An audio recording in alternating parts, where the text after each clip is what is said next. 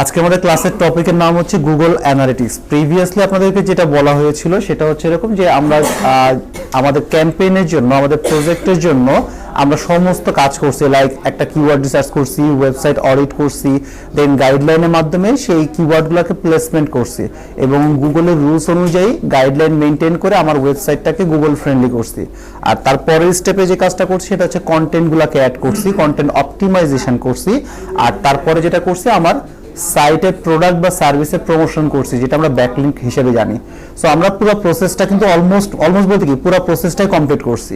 এখন দেখার বিষয় হচ্ছে আমি যেই স্ট্র্যাটেজিটা নিছি বা যেইভাবে কাজ করছি, কন্টেন্টগুলোকে অ্যাড দেওয়া থেকে শুরু করে, এখন বিষয়টা হচ্ছে আমার এই স্ট্র্যাটেজিটা কতটুকু ইফেক্টিভ, কতটুকু কাজে আসছে এটা আমাকে জানতে হবে না। আমি একটা মানুষকে, লাইক আমি যদি একটা স্টুডেন্টকে পড়াই, স্টুডেন্ট পড়ানোর পরে স্টুডেন্ট বুঝলো কি বুঝলো না সেটাও তো আমার দেখার বিষয়, ঠিক না? সো সে যদি না বুঝে তাহলে ডেফিনেটলি আমরা অন্য একটা এক্সাম্পল দিব বা অন্য একটা ওয়েতে বোঝানোর চেষ্টা করব। সো এই কারণে হচ্ছে আমাদের এই প্রপার্টির ক্লাসগুলা অ্যাড করা হয়েছে, যার অন্যতম রিজন হচ্ছে আমরা গুগলের জন্যই কাজ করতেছি। গুগল যেন সার্চ ইঞ্জিনে সবার প্রথমে আমার ওয়েবসাইট দেয়। সো এখন তোমার বুঝতে হবে যে অ্যাকচুয়ালি গুগল কিভাবে আমার এই স্ট্র্যাটেজিটাকে নিচ্ছে, সেটা কি ভালো করতেছে না খারাপ করতেছে। আর মানুষজন গুগলে যে সার্চ করে আমার ওয়েবসাইট ভিজিট করতেছে, তারা কোন জায়গায় ভিজিট করতেছে, তাদের বয়স কত, তারা কোথা থেকে আসতেছে, এগুলো কি খালি চোখে বের করা পসিবল? ডেফিনেটলি পসিবল না। সো এই সমস্ত ইস্যুর কারণে হচ্ছে গুগল একটা প্রপার্টি দিছে যার নাম হচ্ছে গুগল অ্যানালিটিক্স। এই অ্যানালিটিক্স এর মাধ্যমে আমরা সমস্ত ধরনের ইনসাইড আউটসাইড সব কিছু জানতে পারবো আমার ওয়েবসাইটের, এবং পাশাপাশি আমার কোন জায়গায় কাজ করতে হবে। লাইক আপনার যদি অ্যাফিলিয়েট সাইট হয় বা ই কমার্স সাইট হোক, যেই সাইটই হোক না কেন, আপনি কিন্তু খুব সহজেই উইদিন 5 মিনিটসের মধ্যে বের করা পসিবল আপনার কোন প্রোডাক্টের প্রতি মানুষজনের ইন্টারেস্টটা বেশি, কোন ব্লগ পেজের জন্য, মানে আপনার 10টা না 50টা ব্লগ পেজ আছে, মানে 50টা প্রোডাক্টের জন্য আপনি পেজ ক্রিয়েট করছেন, কোন পেজটা মানুষজন বেশি ল্যান্ড করতেছে, কোন প্রোডাক্ট পেজে মানুষজন ল্যান্ড করতেছে না, মানে মানুষজন ভিজিট করতেছে না, কোন ব্লগটা আপনার পড়তেছে না, খুব সহজে আপনি বের করতে পারবেন। আর যদি বের করতে পারেন তাহলে ওই পেজটার উপর আপনি কাজ করতে পারবেন। যেহেতু এই পেজটা পারফর্ম ভালো করতেছে না, তার মানে এই পেজটার উপরে আমাকে এক্সট্রা কোনো কাজ করতে হবে, যেটা আমরা আজকে বোঝার চেষ্টা করব। সো অ্যানালিটিক্স ক্লাসটা আমি দুই ভাগে ভাগ করছি। নাম্বার 1 হচ্ছে কিভাবে অ্যানালিটিক্স অ্যাকাউন্টটাকে ক্রিয়েট করতে হয়, এটা হচ্ছে নাম্বার 1।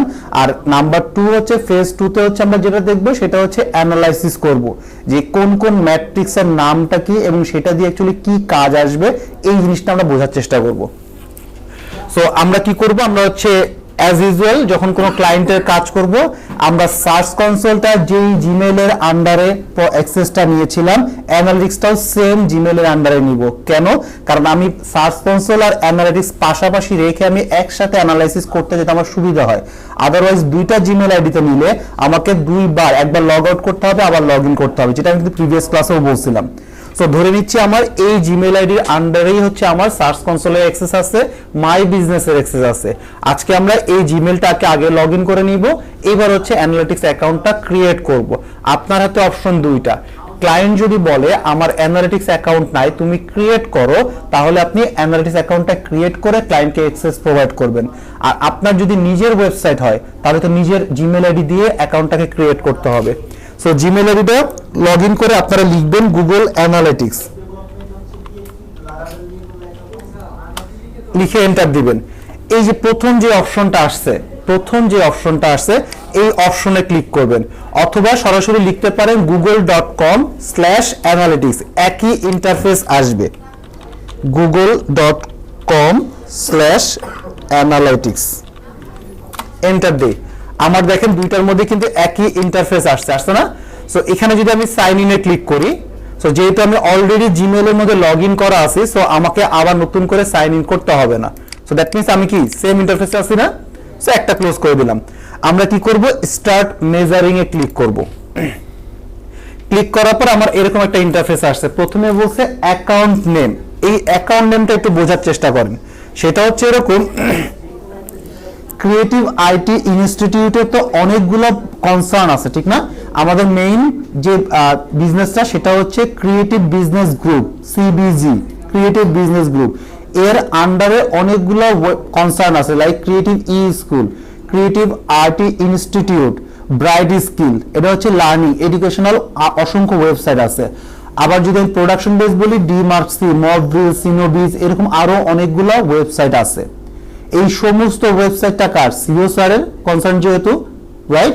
এখন যদি সিও স্যার আপনাকে একটা ওয়েবসাইট দেয় যে তুমি ক্রিয়েটিভ আইটি ইনস্টিটিউটে কাজ করো, দিল, 2 দিন পরে যদি সে আপনাকে আরেকটা ওয়েবসাইটে কাজ দেয়, 3 দিন পরে হচ্ছে আপনাকে আরো একটা ওয়েবসাইটে কাজ দিল। এখন প্রত্যেকটা ওয়েবসাইটের জন্য যদি আপনি একটা করে অ্যাকাউন্ট ক্রিয়েট করেন, আর 2 মাস বা 6 মাস পরে যদি আপনাকে জিজ্ঞাসা করা হয় যে আচ্ছা সিও স্যার কতগুলা, মনির হোসেন কতগুলা ওয়েবসাইটের অ্যাক্সেস আপনাকে প্রোভাইড করছে, আপনার এখান থেকে কি খুঁজতে হবে না 1টা 2টা 3টা? আরো অনেক ক্লায়েন্টই তো আপনাকে অ্যাক্সেস দিছে। সো দ্যাট মিনস যদি 100টা থাকে, 100টার মধ্যে আপনাকে 100টা পর্যন্ত যেতে হবে, যে খুঁজতে হবে যে এই কয়টা ওয়েবসাইট আছে, রাইট? কিন্তু যদি আপনি এরকম করেন যে সিবিজি নামে একটা অ্যাকাউন্ট করলেন বা সিএসআর এর নামে একটা অ্যাকাউন্ট ক্রিয়েট করলেন, এই অ্যাকাউন্টের ভিতরে পরবর্তী স্টেপে যে আমি প্রত্যেকটা ওয়েবসাইটের নামটাকে অ্যাড করব, সেই নামটা হচ্ছে creative IT institute, bright skill, সিনোবিজ, ডিমার্কসি। তাহলে সুবিধা হবে কি, অ্যাকাউন্টে যখনই ক্লিক করব সে আমাকে দেখাই দিবে যে এই অ্যাকাউন্টের আন্ডারে টোটাল এতগুলা ওয়েবসাইট অ্যাড করা আছে। ক্লিয়ার সবাই? বুঝতে পারছেন না? সো আমরা এখন ধরে নেই যে আমাদের একটা অ্যাকাউন্ট লাইক ইউএসআর হচ্ছে একটা এজেন্সির সাথে কাজ করতেছে, সেটার নাম হচ্ছে শুভ এজেন্সি। আমি এখানে হচ্ছে একটা অ্যাকাউন্টের নাম দিলাম, দেওয়ার পরে একটু যদি নিচে নামি নেক্সটে ক্লিক করব। এখন সে বলছে প্রপার্টি নেম দিতে, প্রপার্টি মানে হচ্ছে ওয়েবসাইটের নাম দিতে বলছে, ওয়েবসাইট। সো আমি হচ্ছে এই ওয়েবসাইটে কাজ করতেছি, সো এই ওয়েবসাইটের নামটা আমরা এখানে বসাই দিই। ক্লিয়ার সবার? ওয়েবসাইটের নাম বসাইছি। দেন হচ্ছে reporting time zone.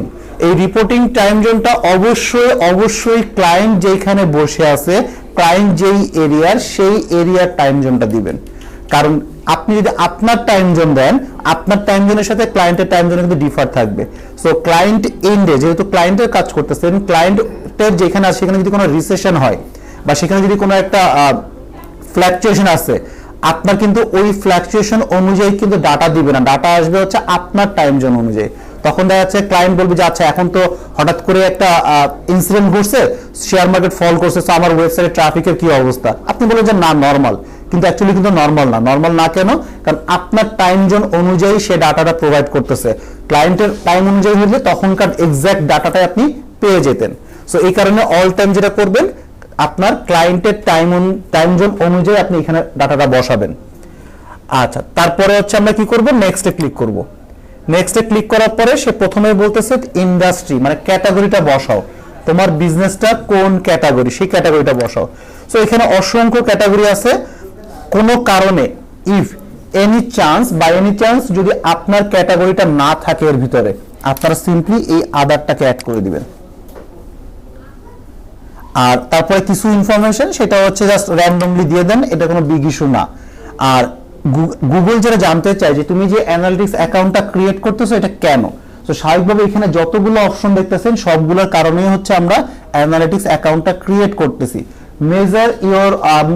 Measure customize engagement with my site.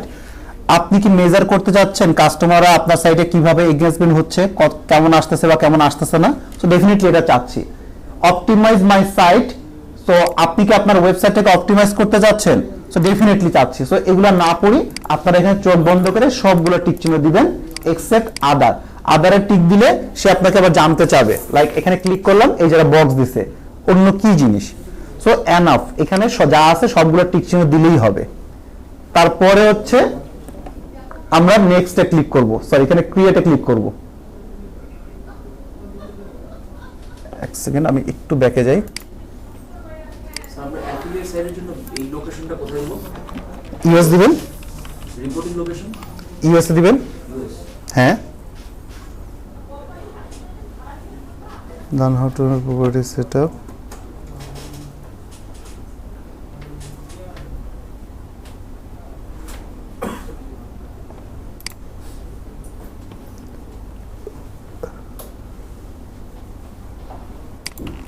ওয়েবসাইটটা বসাইলাম, টাইম জোন,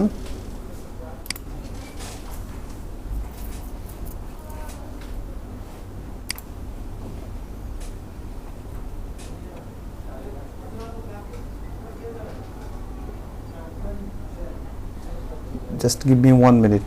কাজটা করবে সেটা হচ্ছে এখানে শো অপশন আছে না, শো অ্যাডভান্স অপশন, এই অপশনটাতে ক্লিক করবেন। করার পরে এই যে সেকশনটা হচ্ছে create a universal analytics property, এইটা টিক চিহ্নটা ওপেন করবেন। কেন? কারণটা হচ্ছে এই মুহূর্তে গুগল অ্যানালিটিক্স এর 4 নাম্বার ভার্সন চলতেছে, G4 চলতেছে, যেটা রিসেন্ট যেহেতু আসছে একটু কমপ্লিকেটেড মনে হতে পারে আপনাদের। সো এই কারণে হচ্ছে আপনারা আপাতত এখনো পর্যন্ত প্রিভিয়াস ভার্সনে থাকেন, কারণ প্রিভিয়াস ভার্সনটা হচ্ছে ইউজার ফ্রেন্ডলি এবং হচ্ছে খুব সহজে আপনাদেরকে বুঝতে পারবেন জিনিসটা, যেটা আমি আপনাদেরকে পাই টু পাই বা 1 to 1 বুঝাই দিব। সো আপনারা এই টিকটা ওপেন করবেন, আর এরপরে সে বলছে যে তোমার ওয়েবসাইটের ইউআরএলটা বসাও। সো আমি আমার ওয়েবসাইটের ইউআরএলটা এই যে বসাই দিলাম, রাইট? দেন হচ্ছে আমি নেক্সটে ক্লিক করলাম। এখন হচ্ছে আমার ক্যাটাগরি চাইছে, সো আমি আমার ক্যাটাগরিটা বসাই, দেন মিডিয়াম বিজনেস, আর এখানে সবগুলো টিক চিহ্ন দিব। এবার হচ্ছে ক্রিয়েটে ক্লিক করব। এখন সে বলছে তুমি কি আমার রুলস রেগুলেশন মানতেছো কিনা? সো ডেফিনেটলি আমি ওর রুলস রেগুলেশন মানতেছি। I accept, loading, success. So then সেভে ক্লিক করব। আর সেভে ক্লিক না করলেও সমস্যা নেই। সো এই যে চলে আসলো, আমার কিন্তু অলমোস্ট ডান। এখন কথা হচ্ছে যেই প্রসেসটা আপনাদের দেখাইলাম, এই প্রসেসের মাধ্যমে আপনি কি চাইলে ক্রিয়েটিভিটি অ্যানালিটিক্স ওপেন করতে পারবেন না? গুগলে পারবেন না? সবাই কিন্তু ক্রিয়েট করতে পারবে, এতটুকু সবাই করতে পারবে। কিন্তু কথা হচ্ছে গুগল কিভাবে বুঝবে যে অ্যাকাউন্টটা ক্রিয়েট করছেন, যেই ওয়েবসাইটটা আপনি দিয়েছেন সেই ওয়েবসাইটের ওনার আপনি কিনা, ঠিক না? এই কারণে সে একটা ট্যাগ দিবে, সেই ট্যাগটার নাম হচ্ছে গ্লোবাল সাইট ট্যাগ, এই যে জি ট্যাগ। এইখানে যে কোডটা আপনি দেখতেছেন, এই কোডটা যদি আপনি আপনার ওয়েবসাইটের ঠিক যেখানে আমরা HTML ট্যাগটা বসাইছিলাম, আপনার ওয়েবসাইটের header.php এর হেড ক্লোজের উপরে যদি আপনি এই কোডটা বসান, তাহলে একমাত্র গুগল বুঝবে ওই ওয়েবসাইট আর এই অ্যাকাউন্টটা একই ব্যক্তির। তখন আপনার ওয়েবসাইটের ডিটেইল ইনফরমেশন সে আপনার এই অ্যাকাউন্টে প্রোভাইড করবে। সো এই কোডটাকে আমরা কি করব? এই কোডটাকে আমরা কপি করব। কপি করে নোটপ্যাডে বসাবো ফার্স্টে। এই যে নোটপ্যাডে ফার্স্টে বসাবো। বসানোর পরে এবার হচ্ছে এটাকে আমরা ক্লোজ করে দিই। আমরা এটাকে ক্লোজ করে দিই। সো ক্লোজ করে দেওয়ার পরে প্রথম অপশন হচ্ছে এই কোডটা হচ্ছে আপনি সেভ করবেন, সেভ করে ক্লায়েন্টকে পাঠাবেন যে তুমি তোমার ওয়েবসাইটের অ্যাপিয়ারেন্সের header.php হেড ক্লোজের উপরে এই কোডটা বসাও। বসালেই আমাকে জানাও, তখন হচ্ছে সমস্ত ডাটা আমি পেয়ে যাব। That's it. ক্লিয়ার? আর আপনার নিজের যদি সাইট হয় তাহলে সেক্ষেত্রে কিভাবে করবেন? সেক্ষেত্রে হচ্ছে আপনি এই কোডটাকে কপি করবেন, করার পরে আপনার এই যে ওয়েবসাইট, দেন এই যে ফাইল এডিটর, থিম এডিটর অপশনে যাবেন। যাওয়ার পরে ডান সাইডে header.php সেকশনটাকে খুঁজে বের করবেন। করার পরে এই যে হেড ক্লোজ, ঠিক না? সো এটাকে আমরা একটু নিচে নামাই দিই, আর ঠিক এর উপরে আমি আমার কোডটা বসাবো। এই যে বসাইলাম। এবার হচ্ছে নিচে যে আমি আপডেট ফাইলে ক্লিক করব। বুঝতে পারছি সবাইকে? শিওর? আর আমি যদি তো আবার অ্যাডমিন অ্যাক্সেসে যাই, সো এখানে হচ্ছে কথা এটা হচ্ছে দিলে হচ্ছে আপনার এটা ভেরিফাই হয়ে যাবে। এখন আপনার দুইটা কাজ করতে হবে এট এ টাইম। সেটা হচ্ছে নাম্বার 1, আপনার অ্যানালিটিক্স অ্যাকাউন্টটা পারফেক্টলি কাজ করতেছে কিনা সেটা আপনাকে বুঝতে হবে, নাম্বার 1। আর নাম্বার 2 হচ্ছে আপনি যদি নিজে ক্রিয়েট করেন তাহলে কি ক্লায়েন্টকে অ্যাক্সেস দিতে হবে না? আবার ক্লায়েন্ট যদি ক্রিয়েট করা থাকে, ক্লায়েন্টকে বলতে হবে না আমাকে অ্যাক্সেসটা প্রোভাইড করো। সো সেই অ্যাক্সেসটা আমরা কিভাবে প্রোভাইড করব? সেই অ্যাক্সেসটা প্রোভাইড করার জন্য আপনারা কি করবেন? এই অ্যাডমিন অপশনে যাবেন। অ্যাডমিন গেলে আপনারা এরকম অপশন পাবেন। সো একটু খেয়াল করে দেখেন, এই যে আমার একটা অ্যাকাউন্ট ক্রিয়েট করা আছে, শুভ এজেন্সি, একটা অ্যাকাউন্ট ক্রিয়েট করা আছে। সো এইভাবে একটা জিমেইলের আন্ডারে আপনি 100টা অ্যাকাউন্ট ক্রিয়েট করতে পারবেন। একটা জিমেইলের আন্ডারে আপনি 100টা অ্যাকাউন্ট ক্রিয়েট করতে পারবেন। আবার একটা অ্যাকাউন্টের আন্ডারে আপনি কতগুলো প্রপার্টি ক্রিয়েট করতে পারবেন? 100টা প্রপার্টি আপনি ক্রিয়েট করতে পারবেন। 100টা প্রপার্টি। সো এখন হচ্ছে 100টা প্রপার্টি আপনি ক্রিয়েট করতে পারবেন। সো মনে করেন যে আমি আর একটা অ্যাকাউন্ট ক্রিয়েট করতে যাচ্ছি, আর একটা ওয়েবসাইটে কাজ দিছে। সে কে কাজ দিছে? শুভ এজেন্সি আমাকে 2 মাস পরে আর একটা ওয়েবসাইটে কাজ দিছে। আমরা এই যে ক্রিয়েট প্রপার্টিতে ক্লিক করব। অ্যাকাউন্ট তো ওইটার আন্ডারে, সো ওইটা কি আর দেওয়ার দরকার আছে? নতুন করে অ্যাকাউন্ট দরকার নাই। সো এখানে মনে করে আমি দিলাম শুভ.com, নেক্সটে ক্লিক করলাম, মিডিয়ামে দিলাম, দেন ক্রিয়েটে ক্লিক করলাম, সাকসেস। দেন আমি আমার ওয়েবসাইটটার জন্য চাচ্ছি না, সো এই যে ওয়েবটা চুজ করব। এখন হচ্ছে এখানে আমি আমার ওয়েবসাইটের অ্যাড্রেসটা বসাই দিব।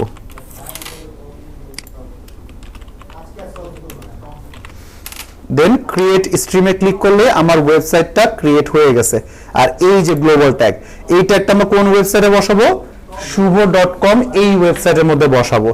আর এখন যদি আমি একটু বাইরে আসি, আমি যদি এই শুভ এজেন্সি এটাকে চুজ করে এই যে অ্যাকাউন্ট অ্যাক্সেস ম্যানেজমেন্টে ক্লিক করি, ক্লিক করার পরে এখন যদি আমি এখান থেকে অ্যাড ইউজারে ক্লিক করে অ্যাক্সেসটা প্রোভাইড করি, তাহলে এই অ্যাকাউন্টের আন্ডারে যতগুলা ওয়েবসাইট থাকবে সবগুলোর অ্যাক্সেস কিন্তু তার কাছে চলে যাবে।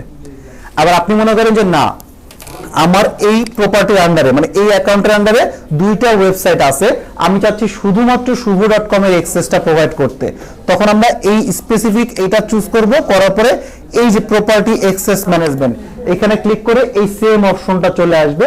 এখান থেকে আমরা কি করতে পারবো? আমরা অ্যাক্সেসটা যদি দেই তাহলে শুধুমাত্র সে এই ওয়েবসাইটের অ্যাক্সেসটা পেয়ে যাবে। সো এটা কি সবাই বুঝছি কিভাবে অ্যাক্সেসটা প্রোভাইড করতে হয়? শিওর না মাথার উপর দিয়ে গেছে? আর অ্যানালিটিক্স অ্যাকাউন্টটা কি ক্রিয়েট করতে পারবেন সবাই?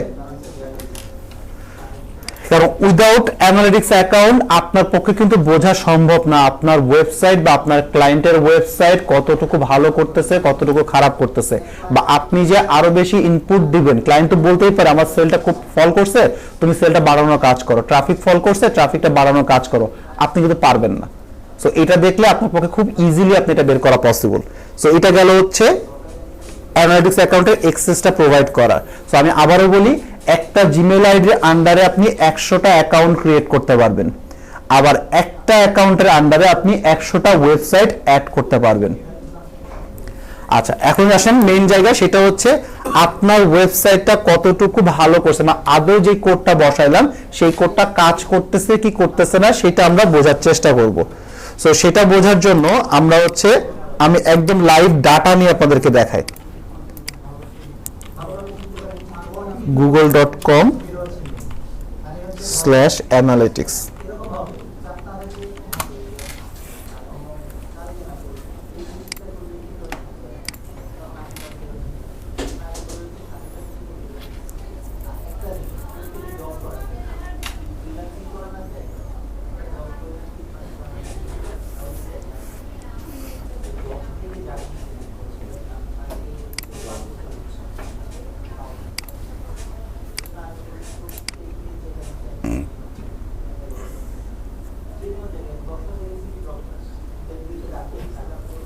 ওকে, সো এটা হচ্ছে ক্রিয়েটিভ আইটি ইনস্টিটিউটের analytics account, creative IT institute analytics account. So আমাদেরও এখানে একটা কোড দেওয়া আছে। সো আমি যদি একটু আপনাদেরকে দেখাই ক্রিয়েটিভ আইটি ইনস্টিটিউটের ওয়েবসাইটে যে,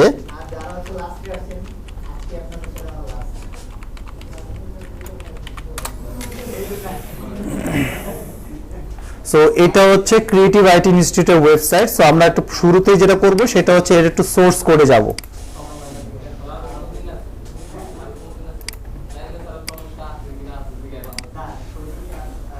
সো আমরা একটু সোর্স করে যাই, ভিউ পেজ সোর্স একটু বড় করি। এবার যদি একটু নিচে নামি আমি হেড ক্লোজটা খোঁজার চেষ্টা করি, হেড ক্লোজ, এই যে হেড ক্লোজ না, এর উপরে এখানে যে কোডটা দেওয়া আছে এটা কিসের কোড? এটা হচ্ছে ফেসবুক পিক্সেলের কোড।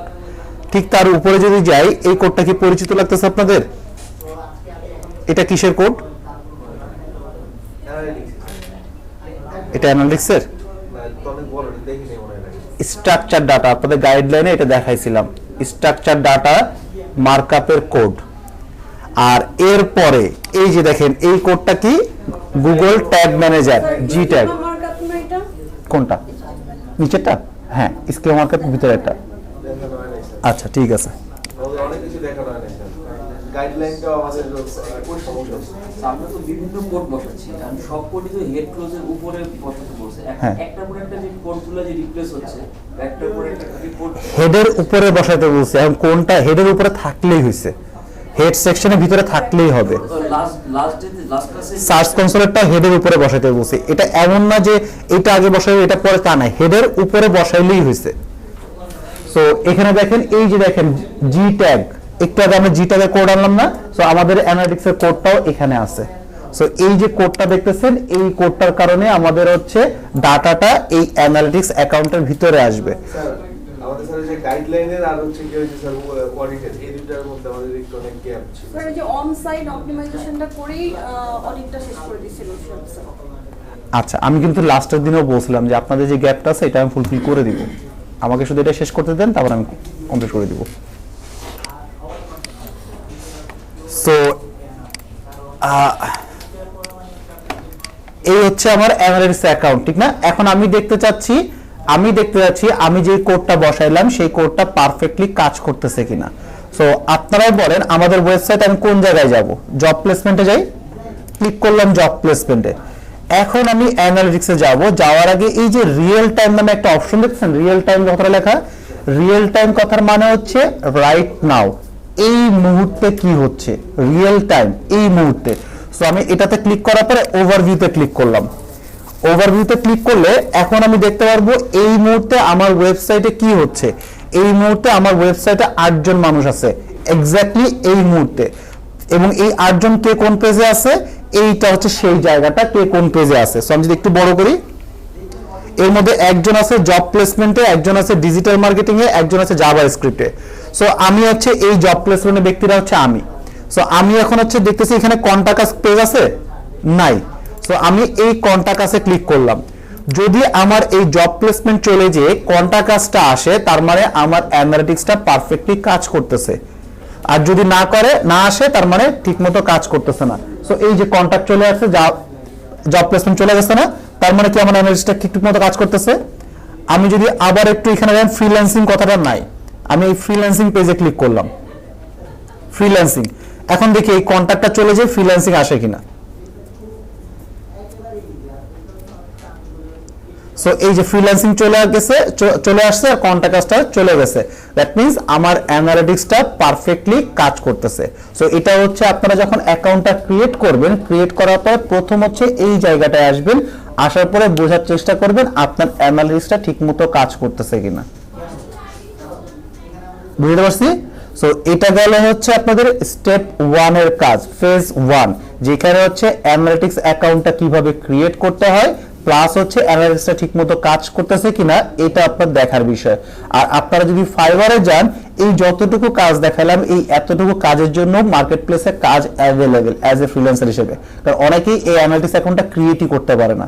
সো তারা হচ্ছে ফাইবারে পোস্ট দেয় যে আমার অ্যানালিটিক্স অ্যাকাউন্টটা সেট আপ করে দাও, এবং অ্যানালিটিক্সটা সেট আপ আপনাকে এইভাবেই করতে হবে, there is no other alternative way, এইভাবে আপনাকে ক্রিয়েট করতে হবে।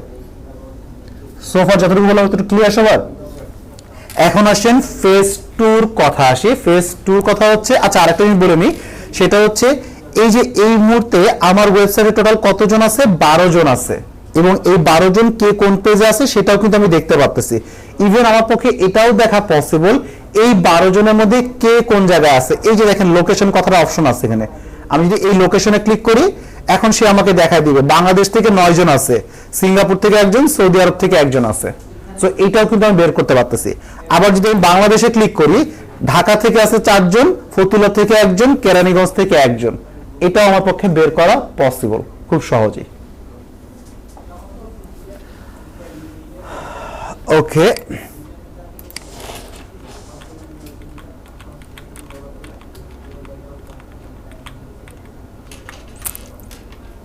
সো এবার হচ্ছে আপনাদেরকে প্রথম যে জিনিসটা দেখাবো সেটা হচ্ছে এই যে এক্সেসের যে বিষয়টা বললাম, আমি এটাতে ক্লিক করি আর এই অ্যাড ইউজারে ক্লিক করি।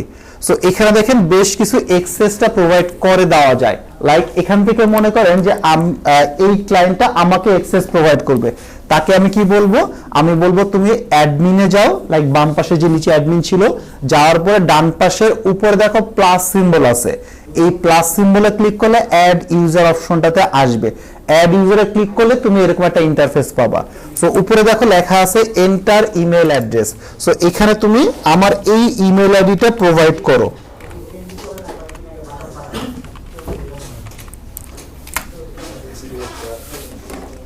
সো এই যে আমার ইমেল আইডিটা আমি বসাইলাম, এখন তাকে আমি কি ধরনের অ্যাক্সেস দিব এটা সম্পূর্ণ ডিপেন্ড করবে আপনার উপরে, আপনি আপনার ক্লায়েন্টকে কি ধরনের অ্যাক্সেসটা প্রোভাইড করবেন, মানে আপনি যাকে হায়ার করছেন আপনার ওয়েবসাইটে কাজের জন্য, এটা গেল এক।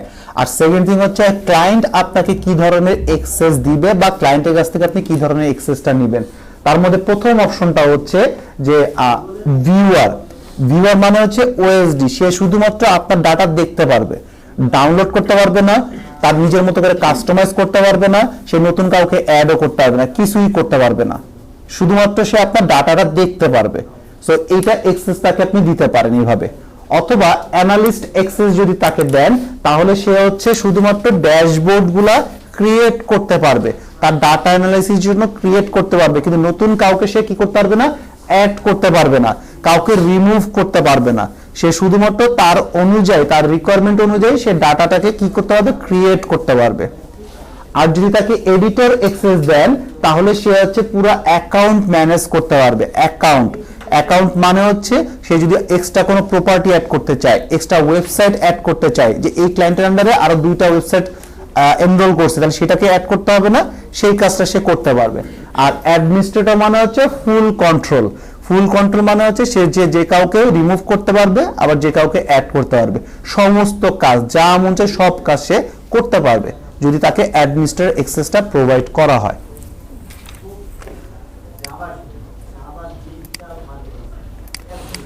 সো আমাদের এটা গেল এক্সেস এর কাজ। এবার আসলে হচ্ছে আমরা একটু নেভিগেশন সম্পর্কে আগে একটু বোঝার চেষ্টা করি। নেভিগেশন মানে হচ্ছে এই যে বাম পাশে যে অপশনগুলো দেখতেছেন এটাকে বলতেছি আমি নেভিগেশন। সো এটা কোনটার কি কাজ এটা আগে একটু জেনে নিই, এর ভিতরে কিন্তু আরো অনেক ইনফরমেশন আছে। সো এর ভিতরে না যে আমরা আগে এই প্রত্যেকটার এক লাইন করে বোঝার চেষ্টা করি যে কোনটার পারফর্মটা কি কাজ। সো প্রথমে যদি আসি কাস্টমাইজেশন, এই যে প্রথমটা কাস্টমাইজেশনের কাজটা হচ্ছে এরকম, লাইক আমি যদি আমার কথা বলি, আমি চাইলেই কিন্তু এখান থেকে রিয়েল টাইমে ডাটা দেখতে পারতেছি কোন এরিয়াতে এই মুহূর্তে আছে। ইভেন আমরা এখানে গেলে তাদের বয়স কত দেখতে পারতেছি, একজন মানুষ আমার ওয়েবসাইটে কোথায় আছে সেটা আমি দেখতে পারতেছি এই বিহেভিয়ারের মধ্যে। মানে এক একটা ইনফরমেশনের জন্য এক এক জায়গায় যেতে হবে। সো আমি বেসিক্যালি যে কাজটা করি সেটা হচ্ছে এই কাস্টমাইজে যে আমি আমার প্রয়োজন মতো আমার রিকোয়ারমেন্ট অনুযায়ী একটা ড্যাশবোর্ড ক্রিয়েট করে নিছি, আর এই ড্যাশবোর্ডের সমস্ত ডাটাগুলো কিন্তু এই সেকশন থেকেই সে নিচ্ছে। কাস্টমাইজ মানে হচ্ছে আমি আমার মতো করে কাস্টমাইজ করে নিছি। সো একটা হচ্ছে আমি প্রাইভেট করছি যেটার উপর আমি এক্সপেরিমেন্ট করি, আর একটা হচ্ছে শেয়ার করছি যেটা হচ্ছে আমার অন্যান্য প্রোডাকশন টিম যারা প্রমোশন চালায় তাদের সাথে, সিও স্যারের সাথে শেয়ার করে দিছি যাতে তারা টাইম টু টাইম দেখতে পারে যে আমার ওয়েবসাইটে কোথায় কি আছে বা এই মুহূর্তে কি ভালো করতেছে না খারাপ করতেছে। সো আমি যদি কাস্টম রিপোর্টে ক্লিক করি, সো এখানে দেখেন ডেট দেওয়া ফেব্রুয়ারি 16 তারিখে। সো আমি সিম্পলি ফেব্রুয়ারি 1 থেকে 21 তারিখ পর্যন্ত,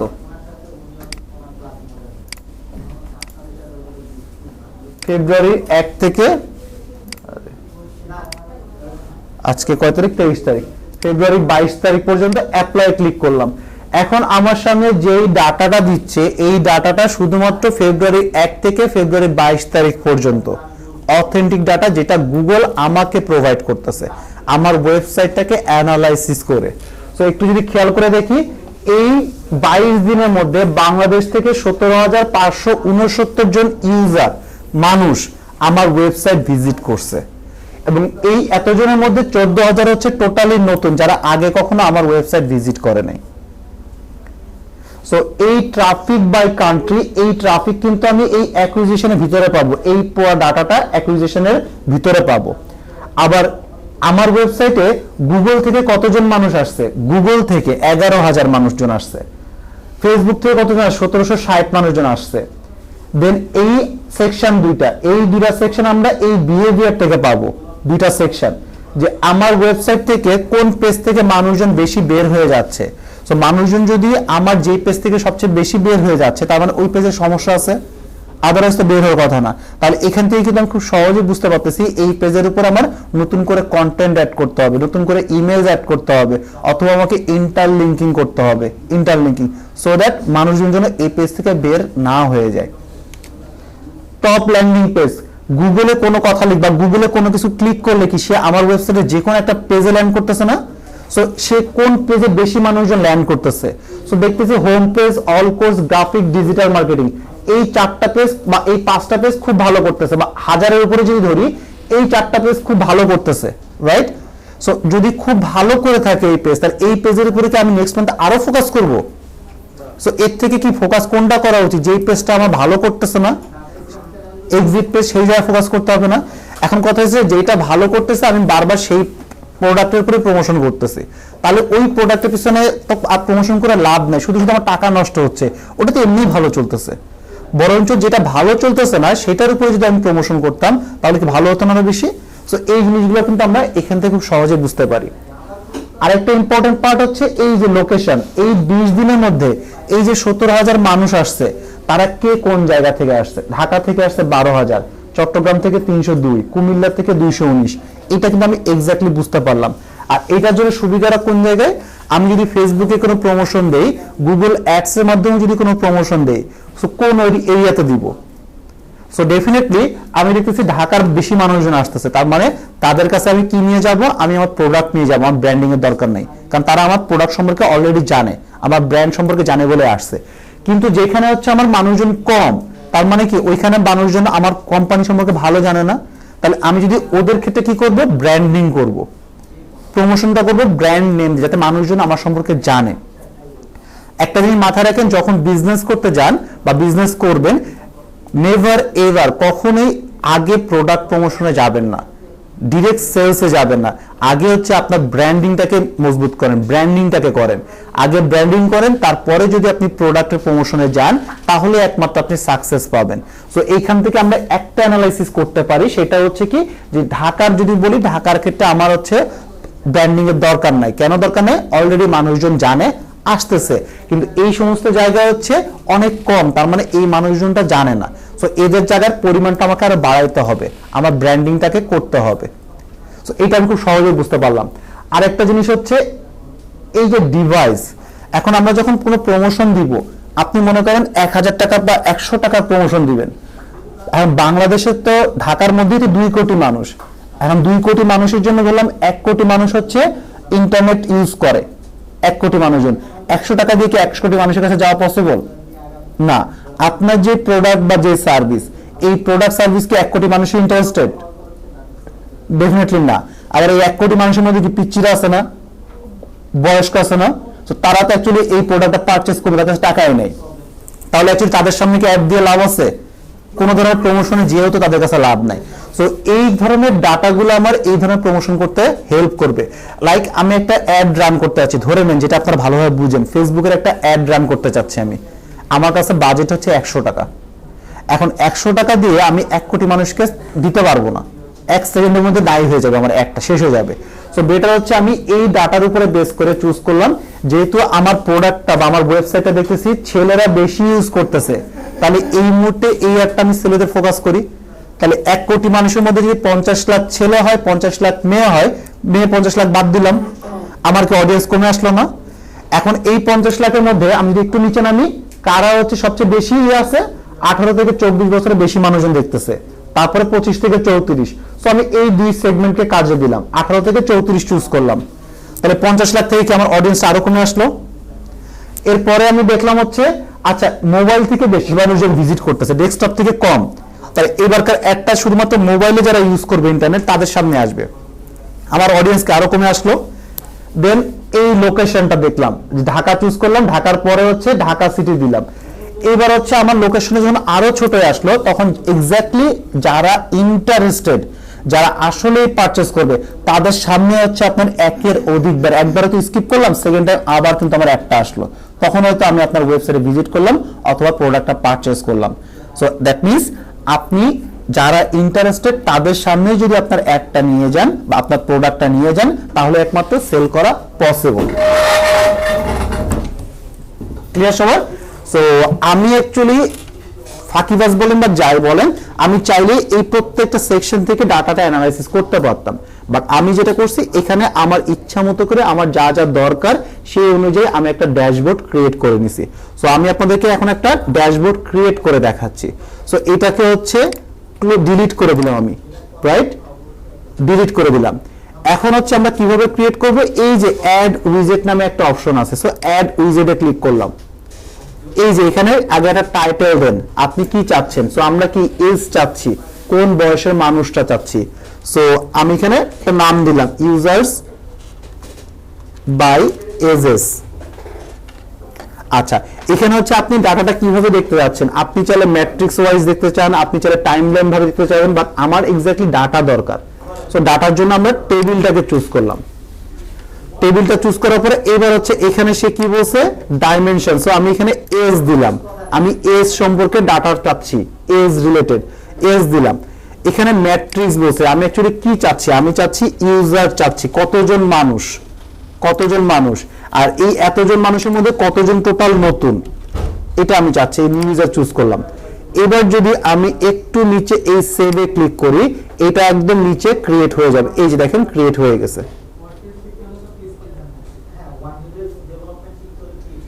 সো এইভাবে আপনার উইজেটটা ক্রিয়েট করতে হয়। আচ্ছা, সেকেন্ড থিং হচ্ছে এখানে একটা শেয়ারের অপশন আছে, শেয়ার। সো আমি চাইলে এই টেমপ্লেটটা, লাইক আপনি চিন্তা করেন আপনার কাছে এরকম 100টা প্রজেক্ট আছে, যেমন আমার কাছে হচ্ছে 2টা ইমেইল হচ্ছে 100টার বেশি ছিল আমার প্রজেক্ট। সো এটা মানে আপনাদের বলছিলাম যে আমি অনেকগুলো প্রজেক্টে কাজ করছি, সো একটা ইমেল আইডিতে 100র বেশি অ্যাকাউন্ট ক্রিয়েট করা যায় না। সো আমার এরকম 100টার বেশি প্রজেক্ট ছিল। এখন এরকম ড্যাশবোর্ড প্রত্যেকটার মধ্যে ক্রিয়েট করা কি টাইম কনজিউমিং ব্যাপার না? সো আমি যে কাজটা করতাম সেটা হচ্ছে এই শেয়ার টেমপ্লেটের লিংকটা, এই লিংকটা কপি করে বাকি অ্যাকাউন্টে বসাই দিতাম, তাহলে এইটার মধ্যে যেই টেবিলগুলো বা যেই উইজেটগুলো ক্রিয়েট করছি প্রত্যেকটার মধ্যে এই জিনিসটা সেম হয়ে যেত, কিন্তু ডাটা কিন্তু ওই ওয়েবসাইটে আসতো, বাট এইরকম বক্স যেই হেডিং দিছি সেই হেডিংই থাকতো, ভিতরে ডাটাটা ওই ওয়েবসাইটে চলে আসতো। আর তারপরের অপশনটা হচ্ছে ইমেইল। ইমেইলটার কাজটা কি, ইমেইলটার কাজ হচ্ছে এরকম, এবং এটা আপনারাও বিলিভ করবেন, সেটা হচ্ছে আপনি যদি কোনো ক্লায়েন্টের কাজ করেন 3 মাস বা 6 মাস পরে, সেই ক্লায়েন্টকে আপনাকে বলবে না যে আমার হচ্ছে লাস্ট 6 মাস ধরে বা 3 মাস ধরে তুমি কাজ করতেছো, কতটুকু প্রোগ্রেস হয়েছে বা পারফরমেন্সটা কেমন এই সময় আমার ওয়েবসাইটে, জিজ্ঞেস করবে কিনা? সো তখন কি আপনাকে তাকে প্রোগ্রেস রিপোর্ট দিতে হবে না? সো এইটা হচ্ছে আমি এইটার মাধ্যমে করি, যখনই ক্লায়েন্ট আমার পারফরমেন্স নিয়ে কোশ্চেন করে বা কোশ্চেন মানে জানতে চায়, তখন আমি এই অ্যানালিটিক্সে যে এরকম আরো অনেকগুলা উইজেট তৈরি করি, করার পরে আমি যেটা দেখার চেষ্টা করি সেটা হচ্ছে এরকম যে কথার কথা আমি জানুয়ারি 1 থেকে 31 মাঝখানে কম্পেয়ার করতেছি ডিসেম্বরের, এই যে জানুয়ারি এটা চুজ করলাম, এবার দেখেন কম্পেয়ারে ক্লিক করলাম, করার পর এটা হচ্ছে আমি ডিসেম্বরে 1 থেকে ডিসেম্বর 31-এ ক্লিক করে আমি অ্যাপ্লাইতে ক্লিক করলাম। এখন হচ্ছে লাস্ট 2 মাসে সে আমাকে কি দেখাচ্ছে, আমাকে কম্পারিজন দেখাচ্ছে যে ডিসেম্বরে তোমার 14,000 আসছে, জানুয়ারিতে 15,000 আসছে, দ্যাট মিন্স 11% ইনক্রিজ করছে, এটা 5% ইনক্রিজ করছে, এটা 30%, ফেসবুক হচ্ছে 30% ইনক্রিজ করছে। সো এই যে একটা তৈরি করলাম আমি ড্যাশবোর্ড, কম্পারিজনটা করে আছে আমি এই ইমেইলে ক্লিক করি, করার পরে এখানে ক্লায়েন্টের ইমেলটা বসানোর পরে মেসেজ দিয়ে সেন্ড করে দিই, তখন ক্লায়েন্ট কিন্তু বুঝে যে আচ্ছা সে যেটা পাঠাইছে এটা গুগল প্রোভাইড করছে। এখানে দেখেন তো আমি ম্যানিপুলেট করার কোনো জায়গা আছে, ডাটা ম্যানিপুলেশনের কিন্তু কোনো জায়গা নেই। সো ক্লায়েন্টও এটা খুব ভালোভাবে জানে এবং ক্লায়েন্টও মনে করবে যে না আপনি আসলে একটা নলেজেবল পারসন, যে কারণে হচ্ছে আপনি কি করছেন, গুগল থেকে ডাটাটা প্রোভাইড করছেন। এখন এখানে ট্রিক্সটা কোন জায়গায়, ট্রিক্সটা হচ্ছে এরকম উইজেট তো কয়েকশো করা যায় কিনা, আমি এরকম as much as possible create করি। আর এখানে এই কম্পারিজনটা দেই হচ্ছে লাইক আজকে জানুয়ারি 1 তারিখ থেকে যদি কোনো প্রজেক্টের কাজ শুরু করি 3 মাস পরে চাচ্ছে, সো আমি স্বাভাবিকভাবে জানুয়ারি 1 থেকে জানুয়ারি 30 চুজ করি, মার্চের 30 চুজ করব। আর যার আগে সে আমার সাথে কাজ করে নাই, মানে যখন সেই প্রজেক্টে কাজ করে তার পারফরমেন্সটা আমি এখানে নিয়ে আসবো। লাইক এই ক্লায়েন্টটা ধরেন ক্রিয়েটিভ আইটি আমার সাথে কাজ শুরু করছে 2020 জুনের 1 তারিখ থেকে, সো আমি এই জুনের 1 থেকে ডিসেম্বরের 31 6 মাস চুজ করব, এখান থেকে জুলাইয়ের 1 থেকে ডিসেম্বর 31 চুজ করলাম, 6 মাস হলো না। আর এখানে চুজ করব ঠিক তার এখানে যেহেতু 6 মাস নিছি, এখানেও 6 মাস নিয়ে আমি চলো এটা চুজ করব হচ্ছে আমি জানুয়ারির 1, জানুয়ারি 1 থেকে জুন 30, রাইট? সো যেদিন থেকে ক্লায়েন্ট শুরু করছে 6 মাস হয়ে গেছে, এই টাইমটা সে আমার সাথে কাজ করছে, আর এই টাইমটা আমার সাথে কাজ করার আগের 6 মাস। অ্যাপ্লাইতে ক্লিক করলাম, এখন এই 2 মাস এর কম্পারিজন সে আমার সামনে এইভাবে প্রোভাইড করলো। এখন আমি কি করব, আমি হচ্ছে এরকম তো অসংখ্য উইজেট তৈরি করি না, ট্রিক্সটা হচ্ছে যেগুলো বেশি লাল থাকে আমি সেই উইজেটটা এভাবে রিমুভ করে দিই। যেখানে সবচেয়ে বেশি সবুজ বাতি থাকে সেই সমস্ত উইজেটগুলো এখানে রাখি। রাখার পরে এইবার ক্লায়েন্টকে যখন পাঠায়, ক্লায়েন্ট দেখলো আচ্ছা সবই তো সবুজ বাতি, ম্যাক্সিমাম সবুজ বাতি। আবার এটা করা উচিত না যে একেবারে 100% সবুজ কারোর পক্ষে তো পসিবল না। সো এই যেমন এখানে দেখেন একটা লাল বাতি, ওকে ফাইন, ঠিক আছে, একটা দুটো লাল বাতি হতেই পারে। এখানে 10টার মধ্যে 3টা লাল বাতি, ঠিক আছে, সমস্যা তো নাই। সো এইটা করে হচ্ছে আমি ক্লায়েন্টকে পাঠিয়ে দিব। সে যদি স্যার ওইটা চায়, কোনটা চায়? আমি ডিলিট করছি, বলে যে এই টাকাটা দাও। আপনি যদি এই ডাটা না দিতেন তাও তো ক্লায়েন্ট আপনার কিছু বলতেন না, সেই কি আর এত কিছু জানে? এটা তো আপনি অনেকগুলো উইজেট তৈরি করে দেন হচ্ছে আপনি ডিসাইড করছেন কোনটা তাকে পাঠাবেন।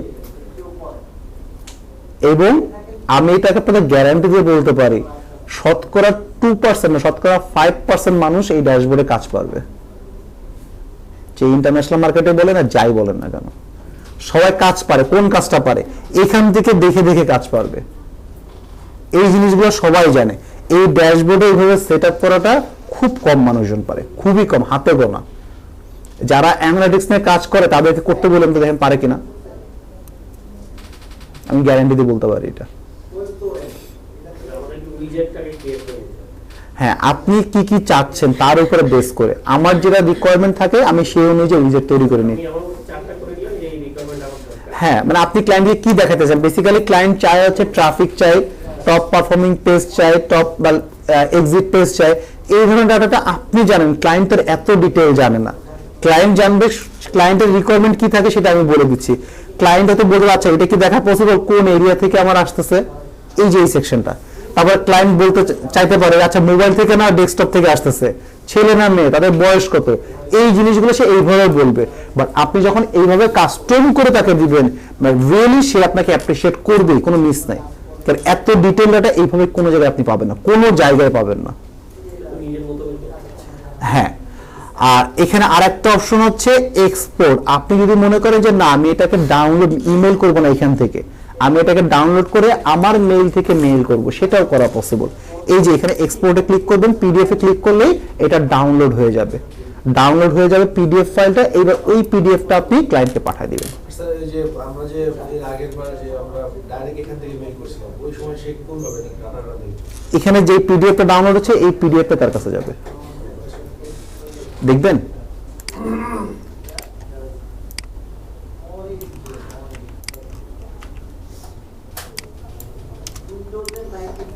For your information, I'm not a robot. Send. Mail পাঠালাম না? এই মেলটা এখন আমার এই jayadi.cit.bd যেখানে পাঠাইছি সেখানে চলে যাবে, যে লোডিং। একটু পরে আসবে ইমেইল সেন্ড, এই যে ইমেইল সাকসেসফুলি সেন্ড। সো একটু পরে হচ্ছে আমার এখানে চলে আসবে, এই যে দেখেন চলে আসছে। আমি যদি এখানে ফর ইওর ইনফরমেশন দিছি, ফর ইওর ইনফরমেশন আসছে। আমি যদি এখানে লিখতাম এখানে জিনিসটা চলে আসতো। আর এখানে যদি ক্লিক করি এই যে দেখেন ডাটা, এখানে আমি জুলাই 1 থেকে ডিসেম্বর, জানুয়ারি 1 থেকে জানুয়ারি 30 চলে আসছে না? সো আমি কিন্তু কিছুই করি নাই, ওইখান থেকে সে ইমেলের মাধ্যমে প্রোভাইড করে দিছে।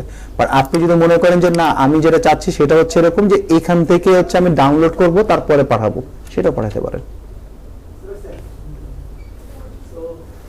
ওকে, সো এটা গেল একটা জিনিস, কাস্টম ড্যাশবোর্ড। এই যে কাস্টমাইজ সেকশনে আসলাম। এইবার হচ্ছে আমরা এই সেকশনগুলো আগে এক লাইনে বোঝার চেষ্টা করি। সেটা হচ্ছে রিয়েল টাইম রিপোর্ট, যেটা একটু আগে বললাম। রিয়েল টাইম মানে হচ্ছে রাইট নাও আপনার ওয়েবসাইটে কি হচ্ছে সেই দেখাটা দেখবেন হচ্ছে আপনারা এই রিয়েল টাইম থেকে ক্লিক করে আপনারা দেখবেন। তারপরে হচ্ছে অডিয়েন্স রিপোর্ট। এই যে অডিয়েন্স, এটার কাজটা কি? এটার কাজটা হচ্ছে আপনি আপনার কাস্টমারের অডিয়েন্সের এজ সম্পর্কে জানতে পারবেন, তাদের ছেলে না মেয়ে মানে জেন্ডার সম্পর্কে জানতে পারবেন, তাদের ইন্টারেস্ট, তারা কোথা থেকে আসতেছে, লোকেশন, এই সমস্ত জিনিস আপনি পাবেন হচ্ছে শুধুমাত্র এই অডিয়েন্স রিপোর্টে পাবেন। জেন্ডার, যেমন এখানে আমরা জেন্ডার দিছিলাম না, ছেলে মেয়ের একটা অপশন দেখলাম, এই যে সেকশনটা, এই সেকশনের যাবতীয় ইনফরমেশন আছে এই অডিয়েন্সের ভিতরে আছে। সো দ্যাট মিন্স আপনাকে যদি কেউ বলে যে অডিয়েন্স রিপোর্ট থেকে আমরা কি ধরনের ইনফরমেশন পেতে পারি বা পাবো, তখন আপনারা বলবেন একটা কাস্টমারের এজ বা ইউজারের এজ, তার জেন্ডার, তাদের ইন্টারেস্ট, তারা কোথা থেকে আসতেছে, এই ধরনের ইনফরমেশনটা আমরা পাবো হচ্ছে অডিয়েন্স রিপোর্ট থেকে পাবো। ক্লিয়ার? দেন হচ্ছে যদি বলে অ্যাকুইজিশন রিপোর্টের মানে কি? অ্যাকুইজিশন রিপোর্টের মানে হচ্ছে আপনি যে প্রমোশনটা করতেছেন বা একটা মানুষ যে আপনার ওয়েবসাইটে আসতেছে সেটা কিভাবে আসতেছে, কিভাবে সে আসতেছে, সেটা কি আপনি একটা পেইড ক্যাম্পেইন চালাইছেন সেখান থেকে আসতেছে, সে কি গুগল থেকে আসতেছে, বা সে কি প্রথম আলো থেকে আসতেছে, মানে একটা কাস্টমারের যে চ্যানেল, আপনার ওয়েবসাইটে আসার যে চ্যানেল, সেই সম্পর্কে ডাটাটা পাবেন হচ্ছে আপনি অ্যাকুইজিশন রিপোর্ট থেকে পাবেন। তারপরে যদি আমি বিহেভিয়ার রিপোর্ট বলি, বিহেভিয়ার মানে হচ্ছে একটা কাস্টমারের বা একটা অডিয়েন্স বা একটা ইউজারের বিহেভিয়ার, সে আপনার ওয়েবসাইটে নামার পরে, ল্যান্ড করার পরে সে কেমন বিহেভ করতে, সে কি বের হয়ে চলে যাচ্ছে বা সে এক পেজ থেকে আরেক পেজে যাচ্ছে, কোন পেজে যাচ্ছে, দ্যাট মিন্স আপনার ওয়েবসাইটে কোন পেজটা ভালো করতেছে, কোন পেজটা খারাপ করতেছে। আই রিপিট, আপনার ওয়েবসাইটে কোন পেজটা ভালো করতেছে, কোন পেজটা খারাপ করতেছে, এটা আপনি পাবেন হচ্ছে এই বিহেভিয়ার রিপোর্ট থেকে পাবেন। আর লাস্ট আরেকটা হচ্ছে কনভার্সন রিপোর্টটা হচ্ছে আপনি নিজেকে একটা গোল সেট করেন, মানে আপনার গোলটা অ্যাচিভ হয়েছে কিনা। লাইক আপনি বললেন আমার হোম পেজে যদি 5000 মানুষজন আগামী 2 দিনের মধ্যে আসে তাহলে আমার এই গোলটা অ্যাচিভ হবে। আপনি নিজেকে গোল দিয়ে দিবেন, দিলে এই অ্যানালিটিক্স আপনাকে বলে দিবে যে আপনার গোলটা অ্যাচিভ হয়েছে কি হয় নাই। আর এবার হচ্ছে আমরা যেটা করব সেটা হচ্ছে এই প্রত্যেকটা আইটেমটার আরেকটু ডিটেইল জানার আগে এখানে দেখেন অসংখ্য ইউজার, নিউ ইউজার থেকে শুরু করে এরকম অনেকগুলো কথা লেখা আছে, এভারেজ সেশন ডিউরেশন, ঠিক না? আমরা হচ্ছে এই জিনিসটাকে আগে একটু বোঝার চেষ্টা করি, এই ম্যাট্রিক্সটা, তাহলে আপনাদের জন্য ইজি হবে পরবর্তী ফার্দার ডিসকাশনের জন্য।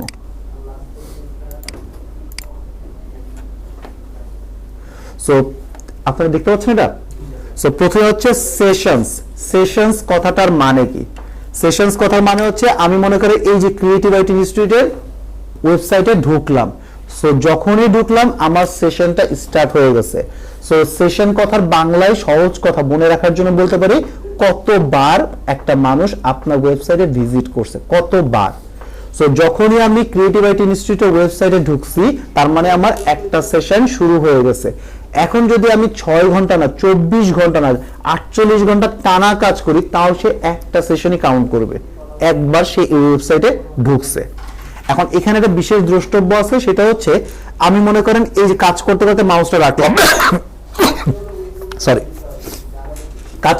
আমি মাউসটা রাখলাম, রাখার পরে আমি বাইরে কোথাও ঘুরতে গেলাম, আমি ঠিক 4 ঘন্টা পরে আসলাম বা 6 ঘন্টা পরে আসলাম, এসে মাউসটা নাড়াইলাম, তো আমার কি স্টিল একটা সেশন হিসেবে কাউন্ট হবে? না, একটা সেশন হবে না। মানে হচ্ছে 30 মিনিটস যদি আইডল থাকেন, যেমন আমি এখন কি আইডল হয়ে আছি না, আমার মাউস কি নড়তেছে না। তো আমি যদি 29 মিনিট পরে যদি এটা মাউস ক্লিক করি তাহলে আমার কিন্তু একটা সেশন, কিন্তু আমি যদি ঠিক 31 মিনিটে মাউসটা নাড়াই তার মানে 30 মিনিট হয়ে গেছে, আমার সেশনটা কমপ্লিট। আমার এবার মাউস নাড়ালে এবার হচ্ছে আমার সেকেন্ড সেশন হিসেবে কাউন্ট শুরু হবে, সেকেন্ড সেশন রানিং। সো এখানে আমরা যে সেশনটা দেখতে পারি বা সেশন দিতে পারবো, সেই সেশন মানে হচ্ছে একটা ইউজার কতবার আপনার ওয়েবসাইটে ভিজিট করছে, কতবার। আর 30 মিনিটস থাকা মানে হচ্ছে আইডল থাকা মানে হচ্ছে সেশনটা কমপ্লিট। তারপর হচ্ছে ইউজার, আর এখানে দেখো প্রত্যেকটা মাঝখানে একটা কমন কথা আছে, for the given date trends. কথাটার মানে হচ্ছে এই যে আমরা উপরে যে ডেটটা চুজ করছিলাম, কোন ডেট থেকে কোন ডেট। সো আমি যে ডাটাটাই পাচ্ছি সেটা তো কোনো একদিনের ডাটা পাচ্ছি, কোনো একটা সময়ের ডাটা পাচ্ছি, আমি যেই ডেটটা চুজ করবো সেই ডেটেরই তো ডাটা দিবে। সো সেশন বলতে বুঝাই আমি যদি এখানে ডেটটা চুজ করে দিতাম এই এত দিনে এই এক মাসে কতবার মানুষজন তোমার ওয়েবসাইটে ভিজিট করছে, কতজন মানুষ তোমার ভিজিট করছে। ইউজার মানে হচ্ছে কতজন, এটা হচ্ছে কতবার, আর ইউজার হচ্ছে কতজন মানুষ তোমার ওয়েবসাইটে ভিজিট করছে গিভেন ডেট রেঞ্জ, যেই ডেট রেঞ্জটা তুমি চুজ করছো। তারপরে হচ্ছে পেজ ভিউজ। পেজ ভিউজ কথার মানে হচ্ছে আমি এখন কোন পেজে আছি, ফ্রিল্যান্সিং পেজে আছি না। সো এই যে ফ্রিল্যান্সিং পেজটা দেখলাম, আমি যদি এখান থেকে কন্টাক্ট আস পেজে যাই তাহলে এখন আমার সামনে কি কন্টাক্ট আস পেজটা শো করতেছে না, মানে এই পেজটাকে আমি দেখলাম না, তাহলে এই পেজটার এগেইনস্টে আমার একটা পেজ ভিউ অ্যাড হবে। আবার যদি আমি ফ্রিল্যান্সিং এ যাই, সো এবার হচ্ছে আপনারা বলেন আমি একটু আগে ফ্রিল্যান্সিং পেজে ছিলাম, কন্টাক্ট আস পেজে গেলাম, আবার ফ্রিল্যান্সিং পেজে আসলাম। সো ফ্রিল্যান্সিং পেজের পেজ ভিউ কয়টা হবে, দুইটা হবে। আমি যখন অন্য একটা পেজে যাচ্ছি ওই পেজটা ক্লোজ হয়ে গেছে না, তার মানে আমার একবার পেজ ভিউ হয়ে গেছে, আমি পরবর্তীতে আবার আসা মানে হচ্ছে আমার আবার ওইটা পেজ ভিউ হিসেবে কাউন্ট হবে। মানে কতবার মানুষজন এই পেজটা দেখছে, কতবার মানুষজন এই পেজটা দেখছে। যখনই আমি এটা অন্য একটা পেজে যাব এই পেজটা দেখা কিন্তু শেষ। সো এই কথাটা এখানে বলা হয়েছে page view. Pages per session, pages per session, এই সেশন মানে কি বলছিলাম, কতবার।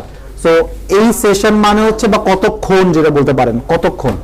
সো এই পেজেস পার সেশন হচ্ছে শতকরায় প্রকাশ করা যে একটা পেজে মানুষজন কতক্ষণ থাকতেছে, শতকরা কতক্ষণ থাকতেছে, একটা পেজে মানুষজন শতকরা কতক্ষণ থাকতেছে সেটাকে বলা হয় pages per session. Is the average number of page view during each session. একটা সেশনে মানুষজন কতবার কয়টা পেজ ভিজিট করতেছে, একটা সেশনে সেটা 6 ঘন্টা হতে পারে, 12 ঘন্টা হতে পারে, 1 সেকেন্ড হতে পারে। একটা বারে বা একটা সেশনে মানুষজন কতগুলা পেজ ভিজিট করতেছে তাকে শতকরায় প্রকাশ করাকে বলা হয় pages per session. Average session duration, এই কথাটার মানে হচ্ছে কথার কথা আমি ক্রিয়েটিভ রাইটিং ইনস্টিটিউট পেজে ঢুকলাম, ঢোকার সাথে সাথে বের হয়ে গেলাম, 2 সেকেন্ড থাকলাম। ম্যাম মনে করেন যে 1 ঘন্টা থাকলো, স্যার মনে করেন 6 ঘন্টা থাকলো, নন স্টপ কাজ করতেছে, আরেকজন মনে করেন 2 দিন টানা কাজ করছে। সো এক একজনকে এক এক টাইম থাকতেছে না। সো সবগুলোকে যোগ করতে হবে, করে তত দ্বারা ভাগ করলেই কিন্তু আমি একটা এভারেজ পেয়ে যাব। সো সেখান থেকে আমি বুঝতে পারবো যে আমার ওয়েবসাইটে কোন পেজে কতক্ষণ পর্যন্ত মানুষজন থাকতেছে। ফর এক্সাম্পল আমি যদি একটু এখানে নিচের দিকে নামি,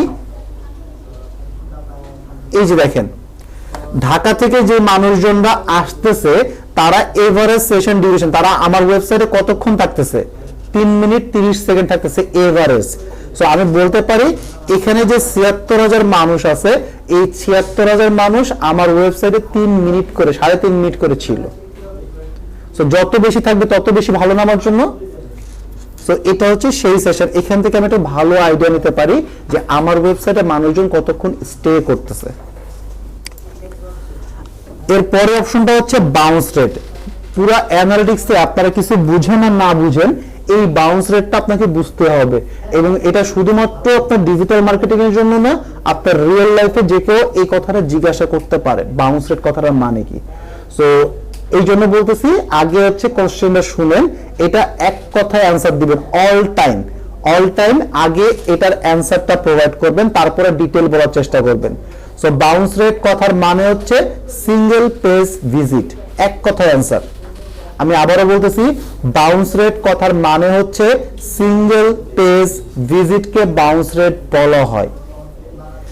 সিঙ্গেল পেজ ভিজিট মানে হচ্ছে আমি গুগলে কোনো একটা কথা লিখে সার্চ করছি, সার্চ করার পরে আমার এই পেজটাতে আমি ল্যান্ড করছি, ল্যান্ড করার পরে এবার হচ্ছে আমি এটা ক্লোজ করে চলে গেলাম, অন্য কোনো পেজে ভিজিট করি নাই। সো যদি অন্য কোনো পেজে ভিজিট না করি তাহলে এই পেজটাকে বাউন্স রেট হিসেবে কাউন্ট করবে। বুঝতে পারছি? এই পেজটাকে বাউন্স রেট হিসেবে কাউন্ট করবে। যদি আমি এখান থেকে অন্য একটা পেজে যাই তাহলে কি বাউন্স রেট হিসেবে কাউন্ট করবে না। আচ্ছা, 2 নম্বর কোশ্চেন হচ্ছে এই পেজে ল্যান্ড করলাম, আমি টানা একটা সেশনে 4 ঘন্টা 30 মিনিট কাজ করছি, করার পরে ক্লোজ করে দিছি, এখন কি আমার বাউন্স রেট হিসেবে কাউন্ট করবে? করবে। কেন করবে না? এক পেজ ভিজিট, এই যে আপনি কথা থেকে পল্টে পারতেছেন। ফার্স্টেই বলছি বাউন্স রেট মানে হচ্ছে সিঙ্গেল পেজ ভিজিট। সো আপনি যদি টানা 3 দিনও কাজ করেন অন্য কোনো পেজে না যে যদি ক্লোজ করে দেন তাও এটা বাউন্স রেট। স্যার কেমন হইলো তারপরে তো আপনি বুঝতেছি না যে একটা মানুষ কতটা মানে ইন্টারেস্টেড একটা পেজে। আচ্ছা এখন আপনি বলেন এইভাবে চিন্তা করেন, আপনি স্বপ্নে গেছেন, স্বপ্নে কি শুধু একটা প্রোডাক্ট পাওয়া যায়? আপনি স্বপ্নে গেছেন একটা শ্যাম্পু কিনতে, 6 ঘন্টা আপনি স্বপ্নে শুধু সবকিছু জিনিস দেখছেন, দেখার পরে আপনি যদি শুধুমাত্র শ্যাম্পু নিয়ে বাইরে হন, এখন স্বপ্নের ওনারের কথা চিন্তা করেন, তার জন্য লস প্রজেক্ট না? এখন কি অ্যান্সার পাইছেন? সো এই জন্য হচ্ছে যতক্ষণই থাকেন সিঙ্গেল পেজে কখনো খারাপ না। এবার হচ্ছে আরেকটা জিনিস মাথায় রাখেন এবং এটা লিখে রাখতে পারেন।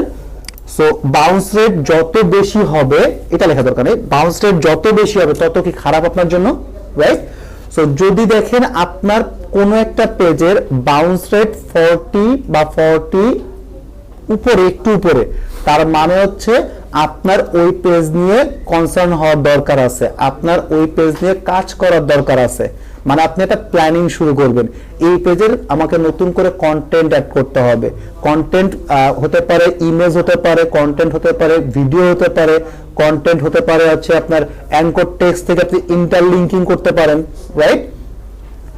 যখনই দেখবেন যে এটা 60 বা 60 বেশি হয়ে গেছে, সাথে সাথে আপনাকে এই প্ল্যানিংটা এক্সিকিউট করতে হবে, মানে ইমপ্লিমেন্ট করতে হবে। যেমনটা আপনাদের অডিটের সময় আমি একটা কথা বলছিলাম, সেটা হচ্ছে আপনার 10টা রুম আছে, তার মধ্যে 9টা রুম খুব ভালো আছে, একটা রুম খারাপ। ওই রুমে যাওয়ার পরে কি আপনার সম্পর্কে আমার ধারণা পাল্টা যাবে না একটা রুমের জন্য? ঠিক সেরকম আপনার ওয়েবসাইটে 50টা পেজ আছে, একটা পেজের বাউন্স রেট 70 বা 80 হয়ে গেছে, সো আপনি বলতে পারছেন যে একটা পেজ, ওই একটা পেজই যথেষ্ট আপনার বাকি পেজগুলোকে ইফেক্ট করার জন্য। আপনার শরীরে যদি কোনো এক জায়গায় কোনো একটা ক্ষত হয় বা কেটে গেল, আপনি যদি ওটা ট্রিটমেন্ট না করান, ওইটা কি পুরো শরীরে ছড়ায় যাওয়ার চান্স আছে না? ঠিক সেরকম আপনার এখানে একটু যদি খেয়াল করে দেখেন, এটা হচ্ছে আমার পেজ, ঠিক না? সো প্রতিটা পেজের আমি বাউন্স রেটটা দেখতেছি, প্রতিটা পেজের বাউন্স রেটটা দেখতেছি আমি। এখানে আমার হোম পেজে 61, অল কোর্সে 42, প্রফেশনাল গ্রাফিকে 43। সো এটা আমি দেখতেছি বাউন্স রেটটা। সো আমার যদি এই পেজটা এফেক্টেড হয়, তাহলে কিন্তু আমার বাকি পেজগুলো আস্তে আস্তে এফেক্ট করবে। গুগল আমাকে একটা পেজের জন্য ফার্স্ট দেয় না, কিন্তু ওভারঅল সব পেজটাকে কাউন্ট করেই সে আমাকে মার্কিং করে এবং সার্চ ইঞ্জিনের ফার্স্টের দিকে শো করায়। ক্লিয়ার সবার? সো আমি আবারও বলতেছি, যদি দেখেন কোনো পেজে 40 বা 40 উপরে উঠে গেছে, তখন আপনারা প্ল্যানিং করবেন এই পেজটার মধ্যে নতুন কি কি জিনিস অ্যাড করা যায়। এবং অবশ্যই তখন কি করবেন, বাউন্স রেটটা রোধ করার সবচেয়ে ইজিয়েস্ট ওয়ে হচ্ছে এই ইন্টারলিঙ্কিং, এক পেজ থেকে আরেক পেজে লিংক করে দেওয়া, যাতে মানুষজন ক্লিক করে আরেকটা পেজে যে প্রোডাক্টটা দেখতে পারে। আবার এখানে হচ্ছে আরেকটা শুভঙ্করের ফাঁকি আছে বা আরেকটা ট্রিক আছে, সেই ট্রিক্সটা হচ্ছে এরকম, যে ট্রিক্সও ঠিক না, জানার ইয়ে আছে, সেটা হচ্ছে যে বাউন্স রেট বিশেষ দ্রষ্টব্য, বিশেষ দ্রষ্টব্য হচ্ছে এখানে যেমন আমার হোম পেজ হচ্ছে 61, আবার আমার যদি কন্টাক্ট আস পেজেও বাউন্স রেটটা হিউজ পরিমাণে থাকে, তাহলে সেটা কি খারাপ? ডেফিনেটলি না। একমাত্র আপনার ওয়েবসাইটের যতগুলা পেজ আছে, সবগুলা পেজের যদি কন্টাক্ট আস পেজ আর হোম পেজ, এই দুইটা পেজের যদি বাউন্স রেট বাড়ে, তাহলে এটা আপনার জন্য ভালো। কেন ভালো? কন্টাক্ট আস পেজে মানুষ কখন যায়? কন্টাক্ট করার জন্য যায় না? সো কন্টাক্ট যদি করা হয়ে যায়, তখন সে আপনার ওয়েবসাইটে ওই পেজে থেকে কি করবে? তারপরে হচ্ছে আপনার যদি ই কমার্স ওয়েবসাইট হয়, ই কমার্স ওয়েবসাইটে সে কোন পেজে যাবে? লাস্টে চেক আউট পেজে যাবে। চেক আউট মানে কি? সে প্রোডাক্টটা পারচেজ করতেছে। সো পারচেজ করা হয়ে গেলে কি আপনার ওয়েবসাইটে আবার থাকবে? সে থাকবে না। সো তার মানে হচ্ছে আপনার ওয়েবসাইটের চেক আউট বা কন্টাক্ট আস পেজ থেকে যদি মানুষজন বের হয়ে যায় আর সেটার বাউন্স রেট যদি সব থেকে বেশি হয়, তাহলে এটা আপনার জন্য ভালো। আর হোম পেজকে বলা হয় কি, পুরো ওয়েবসাইটকে রিপ্রেজেন্ট করে হচ্ছে হোম পেজ। সো একটা মানুষ যদি আপনার হোম পেজে নেমে পুরো ইনফরমেশনটা পড়ে বের হয়ে যায়, তার মানে আপনি ধরে নিতে পারেন যে সে আপনার পুরো ওয়েবসাইট সম্পর্কে একটা ধারণা নিয়েই গেছে। তো সেক্ষেত্রে এটাও কোনো ইফেক্টেড জায়গা না। অনলি এই দুইটা পেজ যদি বাউন্স রেট বাড়ে, তাহলে আপনি নিশ্চিন্তে থাকতে পারেন, কোনো সমস্যা নাই। ওকে, সো কেউ যদি আপনাকে জিজ্ঞাসা করে বাউন্স রেট কথাটার মানে কি, অ্যান্সার কি দিবেন আপনি বলেন? মানে একটা পেজ থেকে মুভ করে চলে যাওয়া, মুভ করে কি অন্য পেজে? ক্লোজ করে দেওয়া। হ্যাঁ, সিঙ্গেল পেজ ভিজিটকে বাউন্স রেট বলা হয়। Percent of new session, percent মানে হচ্ছে শতকরায় প্রকাশ করতে, সেশন মানে তো জানি কতক্ষণ একটা মানুষজন আমার ওয়েবসাইটে ভিজিট করতেছে। সো শতকরা কতজন মানুষ কতক্ষণ আমার ওয়েবসাইটে ভিজিট করতেছে সেটাকে হচ্ছে পার্সেন্ট অফ নিউ সেশন বলা হয়।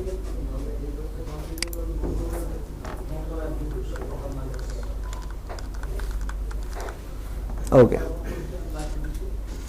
কি কেউ কোন কোশ্চেন করবেন? আচ্ছা, একটা কোশ্চেন স্যার, হ্যাঁ, বলেন। হ্যাঁ, বলেন। বাউন্স রেট তো সিঙ্গেল পেজ ভিজিট, এখন যদি এখন এই পেজে তো সচরাচর তো স্যার আমাদের কন্টাক্ট পেজটা কোথাও মানে ব্যাকলিংক করা হয় না, তো এটা তো মানুষ একমাত্র যে হোম পেজ থেকে কন্টাক্টে যায়, তাহলে তো ওই না, পেজের এই জায়গাটা I nail you, home page থেকে কন্টাক্ট পেজ যায় না, সার্ভিস পেজ বা প্রোডাক্ট পেজ থেকে কন্টাক্ট পেজ যায়। যে পেজ থেকে যায় ওকে যায়, সেই পেজ থেকে আমরা যদি কন্টাক্ট পেজে যাই, তারপর যদি সেখান থেকে চলে আসে, তাহলে তো আর বাউন্স রেট থাকতেছে না। এক পেজ থেকে আরেক পেজে গেলেই সেটা বাউন্স রেট হবে না। তাহলে তো স্যার বাউন্স রেটের এমনিতে অনেক কম হয়, বাউন্স রেট যে কন্টাক্ট পেজে। হ্যাঁ, বাউন্স রেট কন্টাক্ট পেজটা বেশি হলে ভালো, এটা বুঝছি। শিওর? কনফিউশন ক্লিয়ার হয়েছে? ওকে, আর একটা জিনিস জানার দরকার, সেটা হচ্ছে অ্যাকুইজিশন রিপোর্টের মধ্যে বুঝতে হলে আপনাকে কয়েকটা টার্মস বুঝতে হবে। তার মধ্যে প্রথমটা হচ্ছে অর্গানিক। এই অর্গানিক কথাটার মানে কি? আমি যদি এখানে লিখি আইটি ট্রেনিং ইনস্টিটিউট, আমি ক্রিয়েটিভিটি নাম জানি না, ঠিক আছে, আমি হচ্ছে IT training institute in Dhaka বা ঢাকা কথাটা লিখে আমি এন্টার দিলাম। এন্টার দেওয়ার পরে এইবার যদি আমি একটু নিচে নামি, সো এই যে দেখেন ক্রিয়েটিভিটি আমার সামনে শো করছে না? এখন যদি আমি এটাকে ক্লিক করে ক্রিয়েটিভিটিতে গেলাম, সো এটাকে বলা হয় অর্গানিক ট্রাফিক। অর্গানিক মানে হচ্ছে আমি কোনো একটা কথা লিখে সার্চ করে ক্রিয়েটিভিটিতে পেজটা আসলো, ক্লিক করে দেন ক্রিয়েটিভিটি পেজে ঢুকছে, দ্যাট মিন্স এটা হচ্ছে আমার অর্গানিক। মেইনলি র্যাঙ্ক করা হচ্ছে। এক্স্যাক্টলি, র্যাঙ্ক করলে শো করবে। বাট আপনি মানে নিউট্রাল হিসেবে চিন্তা করেন, আপনি চাচ্ছেন একটা আইটি ট্রেনিং ইনস্টিটিউটে আপনি অ্যাডমিশন নেবেন বা তাদের সম্পর্কে ইনফরমেশন জানতে চাচ্ছেন, আপনি এই কথাটা লিখে সার্চ করলেন, করার পরে আপনার সামনে এই ওয়েবসাইটটা আসছে, আপনি ঢুকে দেখলেন top 10 best IT training centre. So এখানে আপনি 10টা ওয়েবসাইট সম্পর্কে বা 10টা কোম্পানি সম্পর্কে জানতে পারলেন। তো জানার পর আপনি বের হয়ে আসলেন। সো আপনার তো এটা দরকার নেই, আপনি একটা ওয়েবসাইটের ভিতরে একটা কি সার্ভিসে এটা যাচ্ছেন, পরেরটার মধ্যে আপনি ঢোকার পরে ক্রিয়েটিভিটি ইনফরমেশনটা পড়লেন।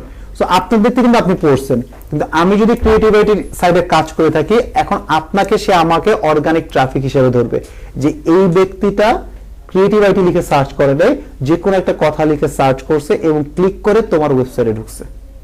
এটাকে বলা হয় অর্গানিক, ন্যাচারাল, যে আগে থেকে জেনে আসে না। ওকে, তারপরে হচ্ছে সিপিসি, কস্ট পার ক্লিক। আমরা যখন কোনো একটা কথা লিখে সার্চ করি, এখানে কি অ্যাড কথাটা থাকে না, এডি কথাটা থাকে, that means Google AdWords, that means সে হচ্ছে সিপিসি এর মাধ্যমে indicates traffic arrive through paid search campaign like Google ad text, like Google ad এর মাধ্যমে যদি কেউ ক্লিক করে যদি আপনার ওয়েবসাইটে আসে, তাহলে সেটাকে বলা হয় সিপিসি। রেফারাল কথার মানে হচ্ছে আপনি প্রথম আলো পড়তেছেন বা কথার কথা আপনি ফেসবুকে স্ক্রল করতেছেন, করার পর ক্রিয়েটিভিটির কোন একটা কথা পাইছেন, ক্লিক করলেন, ক্রিয়েটিভিটি ইনস্টিটিউট ওয়েবসাইটে আসলেন। সো আপনি যে ক্রিয়েটিভিটি ইনস্টিটিউট ওয়েবসাইটে আসছেন, রেফার করছে কে? ফেসবুক করছে না?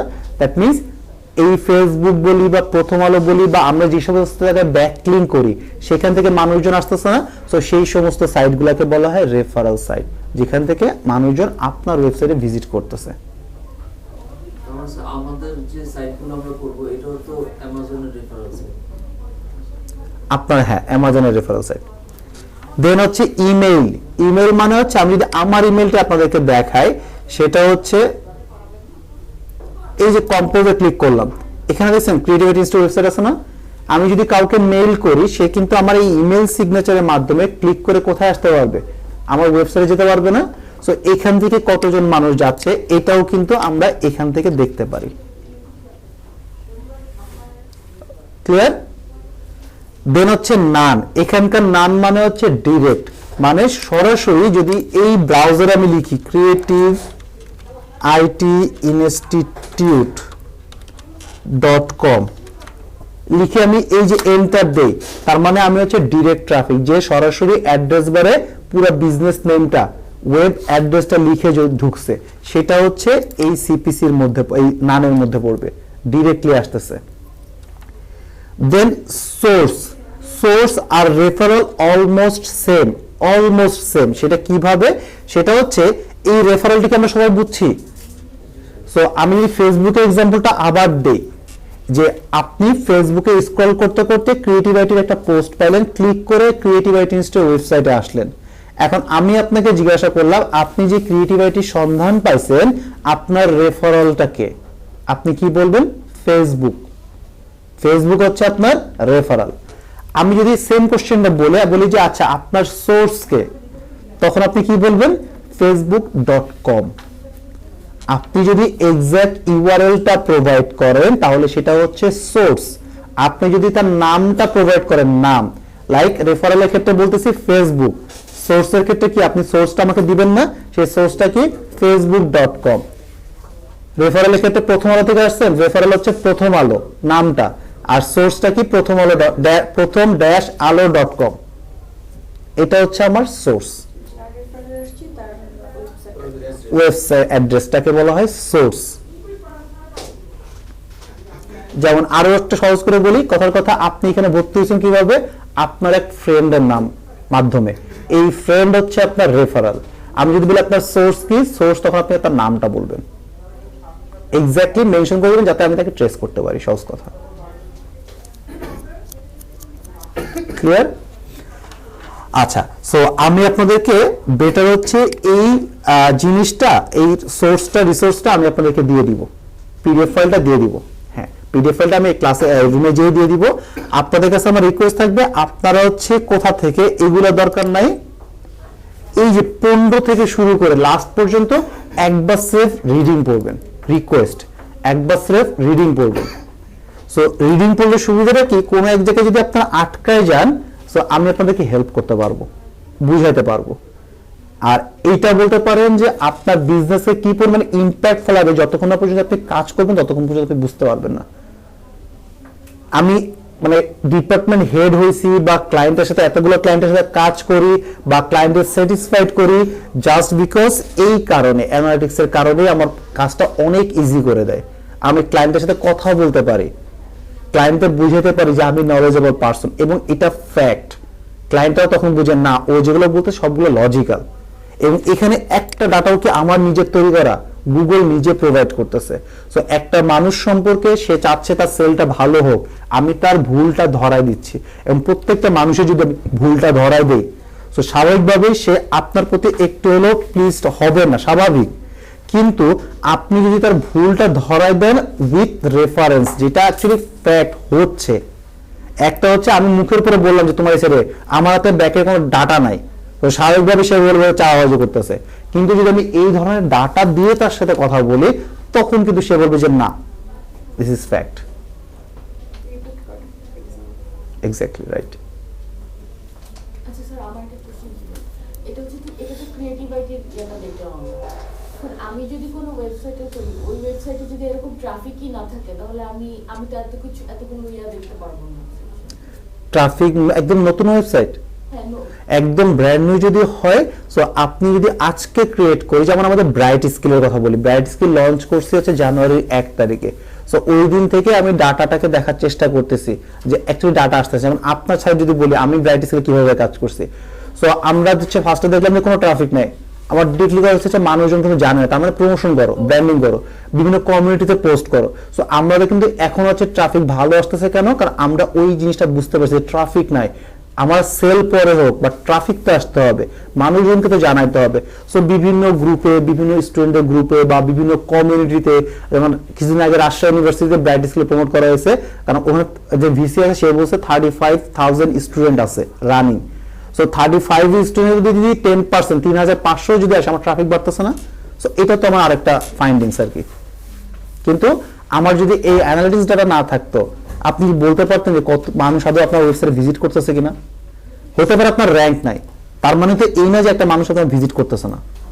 ডিরেক্টলি তো হতে পারে, অ্যাড ক্যাম্পেইনের মাধ্যমে তো হতে পারে, পেইডারের মাধ্যমে হতে পারে, বা বিভিন্ন সোশ্যাল শেয়ারিং এর মাধ্যমে আপনার ওয়েবসাইটে আসতে পারে। র্যাঙ্ক নাই মানলাম আমি, বাট আপনি ফেসবুকে যে পোস্ট করতেছেন সেটা টাকা দিয়ে না, ফ্রি অফ কস্টে প্রমোশন করে, সেখান থেকে তো মানুষজন আপনার ওয়েবসাইটে আসতে পারে। সো ওইটাও তো আপনি জানতে পারতেছেন না। সো অ্যানালিটিক্স আপনাকে সেই ধরনের ডাটাটা প্রোভাইড করবে। ওয়েবসাইটটা লাইভ করেই এক্স্যাক্টলি, সাথে সাথে করে রাখা উচিত। স্যার, ওয়েবসাইটে ডিসকারেজ অপশন উঠিয়ে দেওয়ার সাথে সাথে কি মানে গুগল কি এটা হবে ওয়েবসাইটে? এক্স্যাক্টলি, ডিসকারেজ উঠাই দিলে মানে হচ্ছে আপনি দরজা খুলে রাখেন। এখন কি আপনি চোরে না ডাকেন, চোর কি আইবো? স্যার মানে আমি যদি সার্চ কনসোলে মানে অ্যাড করে ভেরিফাই করেও থাকি, তারপরও যদি না আসে? আচ্ছা, বিষয়টা হচ্ছে এরকম, আপনাকে অন্য একটা এক্সাম্পল, আপনি যদি আপনার বাসার দরজা খুলে রাখেন, আপনি কি শিওর যে 5 মিনিটের মধ্যে যে কেউ ঢুকবে? এটা তো হতেই পারে যে 5 মিনিট পরেও কেউ একজন আসতে পারে, 1 ঘন্টা পরেও আসতে পারে, আবার কেউ নাও আসতে পারে, আবার হয়তো রাত্রেবেলা আসবে, হতে পারে না, বাট নোবডি নোজ। বাট আপনি যে দরজা খুলে রেখে এবার মাইকে অ্যানাউন্স করে আমার দরজা খোলা, হয়তো 5 মিনিট না হলেও আধা ঘন্টা পরে না হলেও 1 ঘন্টা পরে কেউ না কেউ আসবে। বলতে হবে, প্রমোট করতে হবে। এক্স্যাক্টলি। সো এইবার আসেন হচ্ছে ফাইজলামি বাদ দিয়ে সিরিয়াস কথায় আসে, আমি যোগ করলাম বোঝানো সুবিধার জন্য। সো আপনার ডিসকারেজটা উঠাই দিবেন। এক, আপনার যে robot.txt আছে সেখান থেকে যদি ডিসঅ্যালাউ স্ল্যাশ দেওয়া থাকে, ডিসঅ্যালাউটা ফাঁকা করে দিবেন, তার মানে আপনি গুগলের বটকে অ্যালাউ করতেছেন। ইউজার এজেন্ট, হ্যাঁ, মানে কয়েকটা জিনিস একেবারে দেখতে হয়। আপনি ডিসকারেজটা উঠাই দিলেন, বাট এই রোবট টেক্সটে যে ডিসঅ্যালাউর পরে আপনি একটা স্ল্যাশ দিয়ে রাখলেন, ডিসঅ্যালাউর পরে একটা স্ল্যাশ দিয়ে রাখলেন, এই যে স্টাইল স্ল্যাশ দিয়ে রাখলেন, তার মানে কিন্তু আপনার ওয়েবসাইটটা ব্লক করা। তখনও কিন্তু ডিসকারেজ উঠাই দিলেও গুগল, ওই যে বললাম গুগল অনেক জেন্টলম্যান, সে এসে কিন্তু আপনার ওয়েবসাইটে কল করবে না, সে দেখবে আচ্ছা রেস্ট্রিক্ট করে রাখছো, সো সে কিন্তু কল করবে না। সো আপনাকে এইভাবে উঠাই দিতে হবে। আমি আমার ওয়েবসাইটের মানে দিয়ে শেষ করি। সার্চ দিই। সো ডিসকারেজটা উঠাই দিবেন, রোবট টেক্সটে এসে আরেকবার চেক করবেন যে ডিসঅ্যালাউর পরে ফাঁকা আছে কিনা, গেল 2 নাম্বার। 3 নাম্বার হচ্ছে এবার হচ্ছে গুগলকে ডাকবেন যে গুগল আমার ওয়েবসাইট রেডি, আমার ওয়েবসাইটে এসে ক্রল করো, ক্রল করে ইন্ডেক্স করো। এবং সেটা করার জায়গা হচ্ছে আপনার সার্চ কনসোলে সাইট ম্যাপ নামে যে অপশনটা আছে সেখানে সাইট ম্যাপটা সাবমিট করবেন। এই সাবমিট যদি করেন তাহলে হচ্ছে গুগল আপনাকে জানাবে। গুগল যদি 2 বছর পরে আপনার ওয়েবসাইট আসতো, সো এখনো 2 বছর পরে আসবে না, as soon as possible আপনার ওয়েবসাইটে আসবে। এবং এখানে আমি এটা লিখে দিতে পারি স্ট্যাম্প পেপারে, 1 লাখ টাকা স্ট্যাম্প পেপারে লিখে দিতে পারি, কোনো মনীষী এই গ্যারান্টিটা দিতে পারবে না যে গুগল 1 সপ্তাহের মধ্যে আসবে বা 1 মাসের মধ্যে আসবে বা 3 মাসের মধ্যে আসবে, কেউই বলতে পারে না। বাট গুগল আসবে, ইট ডিপেন্ডস অন হিম। গুগলকে যদি আমি যদি গুগলে যে সার্চ করি মানে বিভিন্ন ওয়েতে, গুগলে যে সার্চ করবে কি মানে গুগলে মানে আমার ওয়েবসাইটের যে মানে আমার কিওয়ার্ড গুলো দিয়ে মানে বা হ্যাঁ। ওয়েবসাইট দিয়ে সার্চ করি, তাহলে হ্যাঁ তাহলে কি বোঝা যাবে যে ইনডেক্স করছে না, সেটা বুঝাতে চাইছে। মানে জোর করে ইন্ডেক্স করানো যাবে না, ওইটা তো ইনডেক্স হয় না, ওটা তো ইন্ডেক্স না, তো ইন্ডেক্স করার ওয়ে তো এইটা, গুগল যে না আসে আপনার ওয়েবসাইট ইনফরমেশন কালেক্ট করবে না। আর ইন্ডেক্স চেক করার সহজ ওয়ে মানে আপনার হয়েছে কি হয় নাই সেটা বোঝার জায়গা হচ্ছে আপনাদের প্রথম ক্লাসে দেখাইছিলাম, এবং এটা বলে না এটা দেখাই নাই। google.com এ যাবেন, যাওয়ার পরে সাইট কথাটা লিখে কোলন লিখে আপনার ডোমেইন আর ডোমেইন এক্সটেনশনটা বসাবেন। সো এখান থেকে আপনি খুব সহজে পেয়ে যাবেন।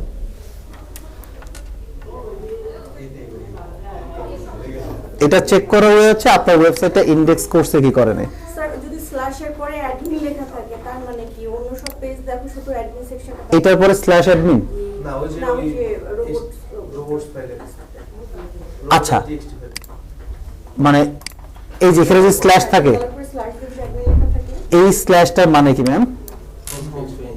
Home page. তার মানে আপনি হোম পেজটা ব্লক করে রাখছেন, মানে আপনার মেইন দরজা লক করা, তাহলে ভিতরে ঢুকবো কেমনে আমি?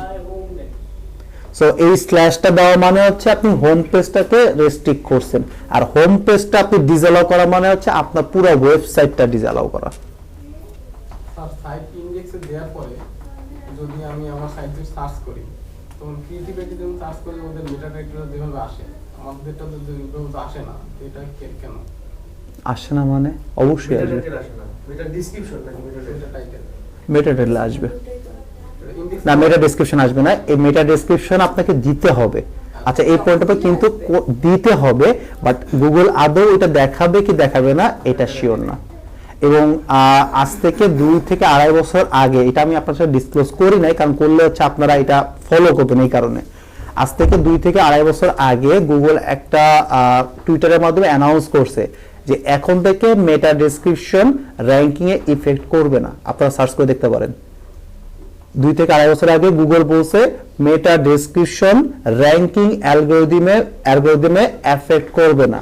সো এটা যদি আমি বলতাম আপনারা মেটা ডেসক্রিপশনের উপর ফোকাস করতেন না, লিখতেন না, কিন্তু তারপরেও দেখা গেছে ওই গুগল মাই বিজনেসের মতো, গুগল মাই বিজনেস বলছিলাম না যে আপনি যত ব্যাকলিংক করেন মাই বিজনেস না করে লাভ নেই, যে এটা মানে বলার পরও আপনার ওয়েবসাইটের প্রতিটা পেজে যদি মেটা ডেসক্রিপশন না থাকে, ইভেন থাকলে সেটা যদি ডুপ্লিকেট হয় সেটা কিন্তু হার্মফুল বলছে, কিন্তু তারপর আপনাকে দিতে হবে। আবার আপনিও 10-10 পাইছেন, সেও 10-10 পাইছে, যে কোনো একজনকে তো আমার রোল নাম্বার 1 দিতে হবে, ফার্স্টে দেখাতে হবে, তখন কিন্তু আমি এই জিনিসগুলো ক্যালকুলেট করব, যাতে আপনি ক্লেম করতে না পারেন যে আমি তোমার রেজিস্ট্রেশন দিছি, তুমি কেন আমাকে 1 দিলে না। তখন তো আমি বলতে পারি আমি তো মার্ক তো কাটি না, কাটছি 1 মার্ক 10-10ই দিছি, উনাকেও 10-10 দিছি, বাট ফার্স্টে দিছি কেন, কারণ উনি মেটা ডেসক্রিপশন দিছে। আমাদের স্যার ইন্ডেক্সে দেওয়ার আগ পর্যন্ত আসবে না নাকি? ইন্ডেক্সে দেওয়ার আগ পর্যন্ত না, আপনার ইন্ডেক্সটা হবে। আর সবচেয়ে বড় কথা আপনার এটা শুনতে একটু খারাপ দেখা যাবে, don't take it otherwise, don't take it personally. আপনি যদি মেটা টাইটেল ফালতু দেন তাহলে গুগল বলবে এর থেকে আমার কাছে মেটা টাইটেল ভালো আছে, আমি দিয়ে দিই। মেটা টাইটেল তো চেঞ্জ করে দিবে। ও তারপরে স্যার আমাদের যতক্ষণ ইন্ডেক্স না করবে ততক্ষণ পর্যন্ত মানে যত মানুষই সার্চ করুক আমার সাইটের ব্যাপারে সার্চ রেজাল্টে আসবে না। স্যার ওই যে তার মানে কি মেটা টাইটেলটা যে ফ্রি কিছু টুলস দিয়ে অ্যানালাইজ করা যায় যে কেমন স্কোর আসছে, ওইখানে যদি 93 হয় স্কোরটা কেমন? হ্যাঁ ভালো, তবে আর এসইও স্কোর হলো 73, এসইও স্কোর আরো বেশি লাগবে, কারণ 73 মানে আপনি জানেন না যে ভর্তি পরীক্ষা 0.5 এর জন্য মানুষ কয়েক হাজার পিছে চলে যায়, সেখানে প্লাস মাত্র 73, 78 স্টিল নট গুড এনাফ। কত ডেফিনেটলি 90 বা 90 এর উপরে, মানে 100 এর মধ্যে 100 প্রিফার। স্কোর তো একসাথে ম্যাচ করা যাচ্ছে। আচ্ছা আমি আবারও বলি এখানে জিনিসটা শুনেন, আপনারা সব সময় যদি আপনার বিজনেসের ক্ষেত্রে আমি পার্সোনালি আপনাকে হেল্প করতে পারি, সেটা হচ্ছে এরকম, আপনার বিজনেসের ক্ষেত্রে আপনি অডিট করবেন অন পেজের কাজটা, আপনি অডিটটা খুব ভালোভাবে করেন, যতগুলো ইস্যু দেখাবে সে যেই ফ্রি টুলস হোক পেইড টুলস হোক, ইস্যু যদি দেখায় সেটা আপনি ক্রস চেক করবেন যে আদৌ সেটা ভ্যালিড কিনা, যদি হয় আপনি ওইগুলাই শুধু সলভ করেন, আপনার র্যাঙ্ক এমনি চলে আসবে। না না, এই এসইও স্কোর হচ্ছে ওই হেডলাইনটা, যেটা হেডলাইনের মেটা টাইটেল হ্যাঁ মেটা টাইটেল। ওই যে ইউএস ওই দেখছেন ওই স্কোর দিয়ে আপনি কি করবেন আমার এটা বুঝান। মানে বুঝলাম যে ব্যাপারটা কতটুকু ভালো হচ্ছে, পারফেক্ট হচ্ছে, একটা আইডিয়া করলাম। আচ্ছা এখন এই জায়গা বোঝার আর একটা সহজ উপায়, আপনার ওখানে 100-তে 100 বললো ধরে নেন আপনি, ঠিক আছে, ওই কথাগুলা দিয়ে যদি আপনি সার্চ করেন, আপনি যারা টপে আছে তার ধারে কাছে যদি কেউ না থাকে, তাহলে মানে মানুষজনই না আসে, তাহলে আপনি ওই টাইটেল দিয়ে কি করবেন? আই মিন টু সে যে আপনি যে কিওয়ার্ডটা দিয়ে টাইটেল তৈরি করলেন, এই টাইটেলটা করা উচিত হচ্ছে আপনার কিওয়ার্ড দিয়ে সার্চ করলে টপে যারা আছে, ফার্স্ট সেকেন্ডে যারা আছে, তাদের ওখান থেকে ওয়ার্ডগুলো নিয়ে হচ্ছে আপনি টাইটেলের মধ্যে অ্যাড করবেন, আপনার টাইটেলের মধ্যে। এখন ওর স্কোর যদি 10ও আসে কোনো সমস্যা না, আপনার সেল হওয়া বলে কথা, গুগলে ফার্স্টে যাওয়া বলে কথা, অ্যাফিলিয়েট মার্কেটিং এর জন্য একই। এখন কথা হচ্ছে ব্লেন্ডার মেশিন, এটা হচ্ছে আপনার ফোকাস কিওয়ার্ড। আপনি একটা পোস্ট করছেন এবং সেখানে হচ্ছে আপনি দেখলেন যে ব্লেন্ডার মেশিন রিভিউ দেওয়ার কথা সার্চ করলেন, টপে যে আছে সে বেস্ট কথাটাকে অ্যাড করছে। আপনি হচ্ছে স্কোর 100 করার জন্য আপনি লিখলেন হচ্ছে অ্যাফোর্ডেবল, চিপ, এক্সাম্পল সব দিচ্ছি আমি, যে আপনি দেখলেন যে স্কোর 100 এর মধ্যে 100 আসছে কিভাবে, affordable, cheap, blender machine, review, তারপরে আরো বকচকর আসলো আর কি, দিয়ে আপনি করলেন, এখন এই ব্লেন্ডার মেশিন দিয়ে সার্চ করলে ওরা হচ্ছে ফার্স্ট আছে, ওদেরটা আপনি নেবেন না, এই কথাটা লিখে সার্চ কেটা করবে আর কে তখন ওদের সামনে যে লাভটা কি? না, এটা হচ্ছে যে ক্যাচি টাইটেল লেখার যে যেগুলো আছে আর কি, যে কিছু রুলস যেটা মানলে ভালো হয় টাইটেলটা, যে অ্যাডভার্ব থাকতে হবে। এক্স্যাক্টলি, আমি আপনার কথার সাথে ডিসএগ্রি করতেছি না। Powerful word, action word। হ্যাঁ, অ্যাকশন ওয়ার্ড আমি সবকিছু আপনার সাথে এগ্রি করতেছি। ওই যে বলে না সবকিছু রুলস অনুযায়ী হয় না, বাই বুক অনুযায়ী হয় না, না। আমি তো ওই যে কম্পিউটারটা দেখবো যে Exactly. তাদের কি লেখা আছে, হ্যাঁ, আমি দেখবো। এটাই হচ্ছে মেইন। ওখান থেকে আপনি নিয়ে করতে পারেন, করার পরে আপনি দেখেন কম্পিটিটররা আপনি যে ওয়ার্ডগুলো বসে সেটা তারা ইউজ করছে কিনা। যদি দেখেন যে কম্পিউটার ইউজ করে না, তাহলে অ্যাকচুয়ালি আপনার ওইটা খুব ভালো আই ক্যাচি হয়েও কোনো লাভ নাই। যেমন এটা মনে হয় আমার সাথে সবাই এখানে জব করেন কে কে? আপনি। আচ্ছা ম্যাম, কিসে জব করেন আপনি? আমি হচ্ছে সরি, বিপিও, আচ্ছা, বিজনেস প্রমোশন অফিসার। ওকে, বেসিক্যালি কল সেন্টার রিলেটেড। আচ্ছা, হোয়াট এভার। আপনি কিসে পড়াশোনা করছেন? আমি পড়াশোনা করছি হচ্ছে গিয়ে এমএসসি করছি ফিশারিজে। ফিশারিজে। এখন আপনি আমাকে বলেন, আপনি পড়াশোনা যা করছেন যে এই টপিকের উপরে, কর্পোরেট লাইফে এসে সেটা কোনো ইমপ্লিমেন্ট করতে পারছেন না? আচ্ছা, বাকিরা যারা জব করেন অ্যাটলিস্ট পড়াশোনা তো করছেন। আপনাদের এনশিওর করার জন্য বলতেছি, সেটা হচ্ছে আপনারা নেভার এবার যা পড়াশোনা করছেন, যা ট্রিক শিখছেন, কোনো কিছু কর্পোরেট লাইফে তা মিলবে না। এটা যারা জব করে শুনে দেখেন। সো আপনি যেটা বললেন না সেটা হচ্ছে rules. So definitely rules follow করবেন, কিন্তু কথা হচ্ছে ওই রুলস দিয়ে কিছু হবে না ম্যাম।